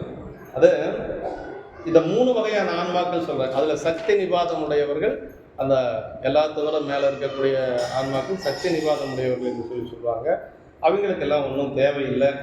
ஆமாம், சாமு சித்தர்கள் என்று சொல்லக்கூடிய தங்கோனை தவத்தாலே தத்துவத்தின் வழிபடுவார், பசு வருந்திய போதும் விடாது அன்னறி ஒழுகி பேர் பெற்றவர் நம்முடைய புகழ்துணை நாயனார். ஒரு நாயனார் அரிசில் கரை புதூர் என்று சொல்லி ஒரு அந்த அரிசில் கரை ஆற்றங்கரையோரத்தில் இருக்கக்கூடிய ஒரு கோயில். அது அந்த கோயிலில் வந்து புகழ்துணை நாயனார் என்று சொல்லி ஒரு நாயனார் இருந்தார். அவர் வந்து சிவாச்சாரியார். பசி அந்த காலத்தில் சாப்பாட்டுக்கு இல்லை, அவர் கோயில் சிவாச்சாரியார். ஆனால் சாப்பாட்டுக்கு இல்லை, பசி துன்பம்னு சொல்லி பெருமானுக்கு செய்யக்கூடிய பூசை விடாது செஞ்சார். அதான் பெரியது. ஆகம முறைப்படி செஞ்சார். தம் கோனை தவத்தாலே தத்துவத்தின் வழிபடுனால் பொங்கோத ஞாலத்து வட்கரமாய் பசி புரிந்தும் எங்கோமான் தனை விடுவேன் அல்லேன் என்று ராப்பகலும் பொக்கார் கொண்டு மலர் கொண்டு குளிர்புணல் கொண்டு அர்ச்சித்தார் அப்படின்னு. பசி வந்துடுச்சு, நம்மளால சாமியை வழிபாடு செய்ய முடியலன்னு அவர் விடலை. பசி அது பாட்டுக்கு இருக்குது, நம்ம பெருமானுக்கு செய்ய வேண்டிய கடமையை செய்யணும்னு வழிபாடு செஞ்சவர் அவர். அதான் அவங்கெல்லாம் தான் அந்த சாமுசித்தர்கள் என்று சொல்லக்கூடிய அந்த பெருமானை போன பிறப்பிலேயே வழிபாடு செய்து கொண்டிருந்தவர்கள். அப்பர் சாமிகளை பற்றி சொல்லுகின்ற பொழுது பெருமான் சொல்வார், முன்னமே முனியாகி எமையடைய தவம் முயன்றார் என்று சொல்லி திலகவதி அம்மாட்ட சொல்வார். திலகவதி அம்மா நீண்ட நாள் அவர் சைவத்துக்கு வர்றதில்லை இல்லையா, 80 வயசு வரைக்கும், 60-70 வயசு வரைக்கும் அவர் சமணத்தில் இருக்கிறார். அப்போ அம்மா வந்து பெருமான்கிட்ட முறையிடுறாங்க இல்லைங்களா, தூண்டுதவ விளக்கணையார் சுடருளியை தொழுது என்னை ஆண்டருளும் நீராகில் அடியன்பின் வந்தவனை ஈண்டுவினை பரசமய குடிநின்று எடுத்தால வேண்டுமென பலமுறையும் விண்ணப்பம் வைத்தார் அப்படின்னார். அக்கா போய் விண்ணப்பம் செய்கிறாங்க. அதுக்கு சாமி சொல்றார், முன்னமே முனியாகி இணையடை தவம் முயன்றான் அண்ணாவனை சூளைமெடுத்து ஆட்கொள்வோம் என்று சொல்லி சாமி உத்தரவாதம் கொடுக்கிறார். அப்படி தன் செயல் இல்லாத ஒழுகி எல்லாம் சிவன் செயலாகவே நிகழ்வர்கள் வந்து நாயனார், தண்டீஸ்வர நாயனார், கண்ணப்ப நாயனார், இயல்பகை நாயனார், கோட்புலி நாயனார், சிறுத்தொண்ட நாயனார், செருத்துணையார், இவங்க எல்லாம் வந்து நெறி நிற்றலாவதுன்னு தம் வழியே பக்தியை திருப்பிக் கொள்ளாது பக்தி வழியிலே தம்மை திருத்தி கொண்டு ஒடுகுதல். பக்தியினுடைய வழியில தான் நம்ம போன மொழி, நமக்கு தகுந்த மாதிரி பக்தியை நாம கொண்டு வரக்கூடாது. பக்தியினுடைய வழியில தான் நம்ம போய்க்கணும். மலர்த்தால் மரப்பிழார், மரப்பிழார் ஆகிய மரத்தாலும் பெருமானுடைய திருவடியை மறக்காதவர்கள் என்று சொல்லி சொல்றார். வானம் துலங்கிலேன் மண் கம்பமாகிலேன் மாழ்வரையும் தானம் துலங்கி தலை தடுமாறிலேன் தன்கடலும் மீனம்படிலேன் விரிசுடர் வீடிலேன் வேலை நெஞ்சும் தூணம் ஒன்றில்லா ஒருவனுக்கு ஆட்பட்ட உத்தமர்க்கேனர். பெருமானுக்கு ஆட்பட்டாச்சுன்னா எதுவும் கிடையாது நமக்கு. மான கீழே விழுந்த என்ன, பூகம்பம் வந்தா நமக்கு என்ன போனது, விண்மீனெல்லாம் எரிஞ்சு கீழே விழுந்தாலும் நமக்கு ஒன்றும் கவலை இல்லை. எப்படி இருக்கும், நானா ஊனமில்லா ஒருவனுக்கு உத்தமனுக்கு ஆட்பட்ட உத்தமர்க்குனர். ஊனம் ஒன்றில்லா ஒருவனுக்கு ஆட்பட்ட உத்தமர்க்கு அப்படின்னார். ஊனம் இல்லாத யார்? பெருமான் ஒருவன் தான் ஊனம் இல்லாதவன். மனம் எல்லாத்துக்கும் குறை இருக்கு, பெருமானுக்கு எந்த ஒரு குறையும் இல்லை. ஊனம் ஒன்றில்லா ஒருவனுக்கு ஆட்பட்ட உத்தமர்க்கு என்று சொல்லி சொல்றார். தின்பார் நமக்கொன்று கண்டோன்று இருப்பாதிரை கூறியோர் கண்பாவு நெற்றி கடவுள் சுடரான் கடலினி என்று சொல்லி சொல்றார். அப்பர் சாமிகள் நீற்றறையில் ஊன்றி குளிர்ந்திருந்த காலத்தும் கடலில் கல்லை தெப்பமாக மிதந்த வந்த காலத்தும் பிறடத்தும் இக்கருத்தையே காண்கின்றனர். அப்பர் சாமிகளை நீற்றறையில் கொண்டு போய் போட்டாங்க இல்லையா, சுண்ணாம்பு கால வாயில எத்தனை டிகிரி டெம்பரேச்சர் இருந்தது? 200 150 டிகிரி 200 டிகிரிக்கு மேலே இருக்கும் இல்லையா. அந்த 150-200 டிகிரி டெம்பரேச்சர் இருக்கிற பொழுது பெருமான் திருவடியை நினைச்சிட்டு இருந்தார். அதனால் அவருக்கு ஒன்றும் ஆகலைங்கிறார் சேக்கிழ பெருமான். 7 நாள் கழித்து அறையை திறந்துவிட்டு சாம்பல் மட்டும்தான் இருக்கும் அப்படின்னு சொல்லி சமணம் பண்ண சொன்னான். திறந்துவிட்டு பார்த்தா முதல்ல இருந்ததை விட தளம் இருக்கிறார். அது எப்படி அப்படி இருந்தாருங்கிறது பெருமான் சொல்லுது. ஆனந்த வெள்ளத்தின் இடைமூழ்கி அம்பளவர் தேனுந்து மலர்பாதத்து அமுதுண்டு தெளிவெய்தி ஊனந்தான் இளராகி உகந்திருந்தார் நம்மை கண்டு ஈனம் அடைந்துள்ளது என்ன அதிசயம் என்றார் அப்படின்னா. அப்படி முதல்ல இருந்ததை விட இப்போ வந்து நல்லா தளம் இருக்கிறாரா. அங்கிருந்து கதவை திறந்து பார்த்தா எப்படி இருந்தார் அப்படின்னா, மாசில் வீணையும் மாலை மதியமும் வீசு தென்றலும் வீங்கில வேணிலும் மூசு பண்டரை பொய்கையும் போன்றது ஈசன் எந்தை இணையடி நீழலேன்னாரு. அதுதான் அவர் அப்படி இருந்ததுக்கு காரணம். பெருமான் திருவடியை தலைக்கு மேலே வச்சிருந்தார், வேற ஒன்றும் இல்லை. பெருமான் திருவடியை தலைக்கு மேலே வச்சிருந்தார். அதனால அந்த பொய்கை எப்படி இருந்தது அப்படின்னா, அவருக்கு ஒரு அந்த சுண்ணாம்பு காலவையே பொய்கை போல இருந்தது. ஆனந்த வெள்ளத்தின் இடைமூழ்கி அம்பலவர் தேனந்து மலர்பாதத்து அமுதுண்டு தெளிவெய்தினார். அமுதம் சாப்பிட்டா எப்படி தெளிவாக இருப்பாங்களோ அது மாதிரி இருந்தாரா அப்பர் சாமிகள். என்னடா அதிசயமாக இருக்குதுன்னு கேட்டான் பல்லவ மன்னன். அங்கே இருந்தவங்கெல்லாம் சொன்னாங்க, அந்த சமணனை அப்போ விட்டு கொடுக்கல, நாம் சொல்லி கொடுத்த மந்திரத்தை சொல்லி தப்பிச்சுட்டானுங்க. இல்லைன்னா அவன் போயிருப்பான். நம்மகிட்ட சமணத்தில் இருந்தான்ல, அப்போ நம்ம சொல்லி கொடுத்த மந்திரத்தை வச்சு தப்பிச்சுட்டான் அப்படின்னு சொல்லி சொன்னார். அதே மாதிரி கல்லில் கட்டி கடலில் போட்ட பொழுது அவர் என்ன பண்ணார், 5 எழுத்து சொன்னார். அவ்வளோதான், வேற ஒன்றும் இல்லை, 5 எழுத்து தான். இருவினை பாசம் மும்மலக்கள் ஆத்தலின் வருபவக்கடல் வீண் மாக்கள் ஏறிட அருளுமை 5 எழுத்து அரசினை ஒருகள் மேல் ஏற்றிடல் உரைத்தல் வேண்டுமோன்னார். அப்படி கல்லில் கட்டி கடலில் போட்டாங்க. அப்படியே போட்டால் மிதந்து வந்துடுவான், நீச்சல் தெரியும் அவனுக்கு அப்படின்னு சொல்லி என்ன பண்ணாங்க, நல்ல கல்லில் கட்டி உள்ள கொண்டு போய் போட்டாங்க. நமச்சிவாயன்ட்டு முழுகினார். சொற்றுணை வேதியன் சோதிவானவன் பொற்றுணை திருந்தடி பொருந்த கைதுல கற்றுணை கூட்டியோர் கடவில் பாய்ச்சினும் நெற்றுணையாவது நமச்சிவாயவேன்னு உள்ள போனார். என்னாச்சு, அப்படியே மேலே வந்தார் இல்லையா, கல்லோடு அப்படியே தெப்பமாக மிதந்து மேலே வந்தார். அப்போ என்ன சொல்றாருன்னா, சாதாரண அஞ்செழுத்து சாதாரண உலகியல் மக்கள் சொன்னாவே பிறவி நீங்குமா. அப்படி இருக்கிற பொழுது அரசுகளை இந்த கடலில் கல்லில் தெப்பமாக மிதந்தவொன்னு பெரிய அதிசயம் கிடையாது. இது ஒன்றும் பெரிய அதிசயம் இல்லை. அப்பர் சாமியினுடைய தகுதிக்கு இது ஒன்றும் பெரிய வேலை இல்லை அப்படின்னு சொல்லி நமக்கு அங்கே சேக்கிழ பெருமான் சொல்கிறார். இப்படியெல்லாம் நம்முடைய அஞ்சுவது யாதொன்றும் இல்லை அஞ்ச வருவதும் இல்லைன்னு பாடினார் இல்லையா. யானை இடற செய்கிறாங்க. யானையை விற்று கழுத்தளவு குழி பறிச்சாச்சு. கழுத்தளவு குழியில முழுக வச்சு யானையை கொண்டு தலை மேலே காலை வைக்க சொல்றது. பழக்கப்படுத்தப்பட்ட யானை. யானை வந்தது. அப்பர் சாமி இப்படி பார்த்தாராம். அந்த பார்வை எப்படின்னா தீட்சை கொடுத்தது மாதிரி ஆயிடுச்சு. யானைக்கே தீட்சை கொடுத்துருக்காரு அப்பர் சாமி. மதம் பிடித்த யானை என்ன பண்ணுச்சுன்னா அவரை வளமா மண்டி போட்டு வணங்கிட்டு போச்சு. எப்படி தீட்சை கொடுக்கிற பொழுது ஒருத்தருக்கு இருக்கக்கூடிய கெட்ட குணங்கள் எல்லாம் போய் அவங்க அந்த சாந்த குணத்துக்கு வருவாங்களோ அது மாதிரி யானைக்கே தீட்சை கொடுத்தவர் அப்பர் சாமி.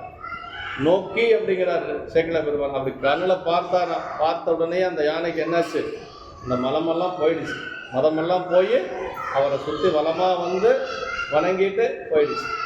அப்படி அப்பர் சாமிகள் பல அவருடைய சொல்றாரு. இதெல்லாம் எப்படி வென்றார் அப்படின்னா திருத்தொண்டின் உரைப்பு அப்படிங்கிறார். இது எங்க சொல்றாருன்னா அப்புதி நாயனார் புராணத்தில் சொல்ற, நானில் அவன் பதகருடன் ஒன்றிய மன்னவன் சூழ்ச்சி திருத்தொண்டின் உரைப்பாலே வென்றவர் தன் பெயரோ வேறொரு பெயர் அப்படின்னார். திருத்தொண்டின் உரைப்பாலே வென்றார். வேற ஒன்றும் அவருக்கு மந்திரமெல்லாம் ஒன்றும் தெரியாது. மந்திரமெல்லாம் ஒன்றும் தெரியாது. அவருக்கு தெரிஞ்சது தொண்டு ஒன்று தான் தெரியும். அதனால திருத்தொண்டின் உரைப்பாலே வென்றவர் என்று சொல்லி சேக்கிழ பெருமான் அங்கே சொல்வார். அப்படி போதில்லாத குணப்பெரும் குன்றினார். குணமென்னும் குன்றேறி நின்றார் என்று சொல்லி சொல்றார். போதில்லாத குணம் என்றது திருக்கூட்டத்தில் அடியார்களுக்கு உரியனவா இப்பகுதியில் ஆசிரியர் தாமே அருளி செய்தலில் இங்கு விவரிக்கவில்லை என்று சொல்லி அக்குணங்களில் சலியாமையும் நிலைவேறும் மிக்கது பற்றி பெருங்குன்று என்று சொல்லி சொல்றார். எம்பிரானுக்கானபடி ஆசிலா நல்லறமாவது அரிய வருமோ உமக்கு என்று சொல்லி தண்டியடிகள் நாயனாருடைய புராணத்தில் சமணர்களை பார்த்து தண்டியல் கேட்பார்கள். சண்டேஸ்வர நாயனார் தந்தையை தடிந்தமையும் அதே மாதிரி எரிபத்த நாயனார் யானையும் பாகரையும் கொன்றமையும் இங்கனம் இவை போல புராணத்து வருவனவும் என்று சொல்லி சொல்றார்.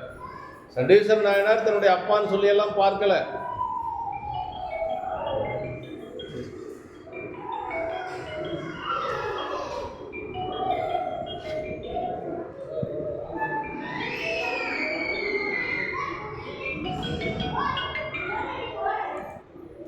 சண்டேஸ்வர நாயனார் அப்பா அப்படின்னு எல்லாம் பார்க்கல.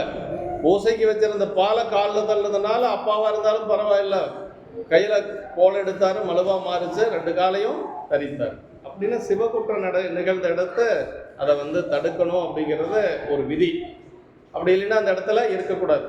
சிவகுற்றத்தை தடுக்கணும் அப்படிங்கிறதா அடியார்களுக்கு விதிக்கப்பட்ட விதி என்று சொல்லி சொல்றாரு. இப்படி சிவபுண்ணியமாகிய நல்வினையே ஆயின கருத்து. சண்டேஸ்வர நாயனார் அப்பாவை வெட்டலின்னு வச்சுக்கோங்களேன், காலை தரிக்கலின்னா என்ன இருப்பாருன்னா, சிவபூஜைக்கு வச்சிருந்த பாலை காலில் உதச்சதுனால அவர் நரகத்துக்கு போயிருப்பார். நரகம் போகாமல் காத்தது சண்டேஸ்வர நாயனார் செய்த செயல். நரகம் போகாமல் காத்தது மட்டும் அல்ல, பெருமான் திருவடிக்கு போன எச்சதத்தன். அதே மாதிரி நாயனாரும் பெருமானுக்கு மகனாக ஆனார். இல்லைங்களா? ஈன்ற தாதை தனை எரிந்தாய், நீ அடுத்த தாதை உனக்கு நாம் என்று சொல்லி இறைவனே எனக்கு உன்னை அடுத்த அப்பா நான் தான் என்று சொல்லி பெருமானே அங்கு நம்முடைய நாயனாரை கட்டி அணைத்து முத்தம் கொடுத்தாராம், உச்சி முகந்தார் என்று சொல்லி சேக்கிழ பெருமான் சொல்றார். இறைவனுடைய திருமேனி தீண்டப்பட்டதுனால அந்த மாயை உடம்பெல்லாம் போய் அப்படி பொன்னுடம்பாக மாறியது சண்டீஸ்வர நாயனாருக்கு என்று சொல்லி சொல்லுவாங்க. இப்படியெல்லாம் அதான் போதில்லாத குணப்பெரும் குன்றனார் என்று சொல்லி அந்த அடியார்களை பற்றி சொல்லுகிறார். இப்படிப்பட்ட அடியார்கள் அந்த தேவாசிரி மண்டபத்தில் வீற்றிருக்கிறார்கள் என்று சொல்லி நமக்கு சொல்றார். இதில் இந்த 3 பாட்டு அடுத்த வகுப்பில் அவசியம். என்றும் இன்பம் பெருகும் முயல்வினால் ஒன்று காதலின் துள்ளமும் ஓங்கிட மன்றுளார் அடியார் அவர் வான்புகள் நின்றதெங்கும் நிலவி உலகலாம் மான்முகில் வளாது பெய்க மலிவலம் சுரக்க மன்னன் போன்முறை அரசு செய்ய குறைவிலாது உயிர்கள் வாழ்க நான்மறை அரங்கல் உங்க நற்றவம் வேலி மல்க மேன்மைகொள் சைவ நீதி விளங்குக உலகமெல்லாம் மேன்மைகொள் சைவ நீதி விளங்குக உலகமெல்லாம் மேன்மைகொள் சைவ நீதி விளங்குக உலகமெல்லாம். திருச்சிற்றம்பலம்.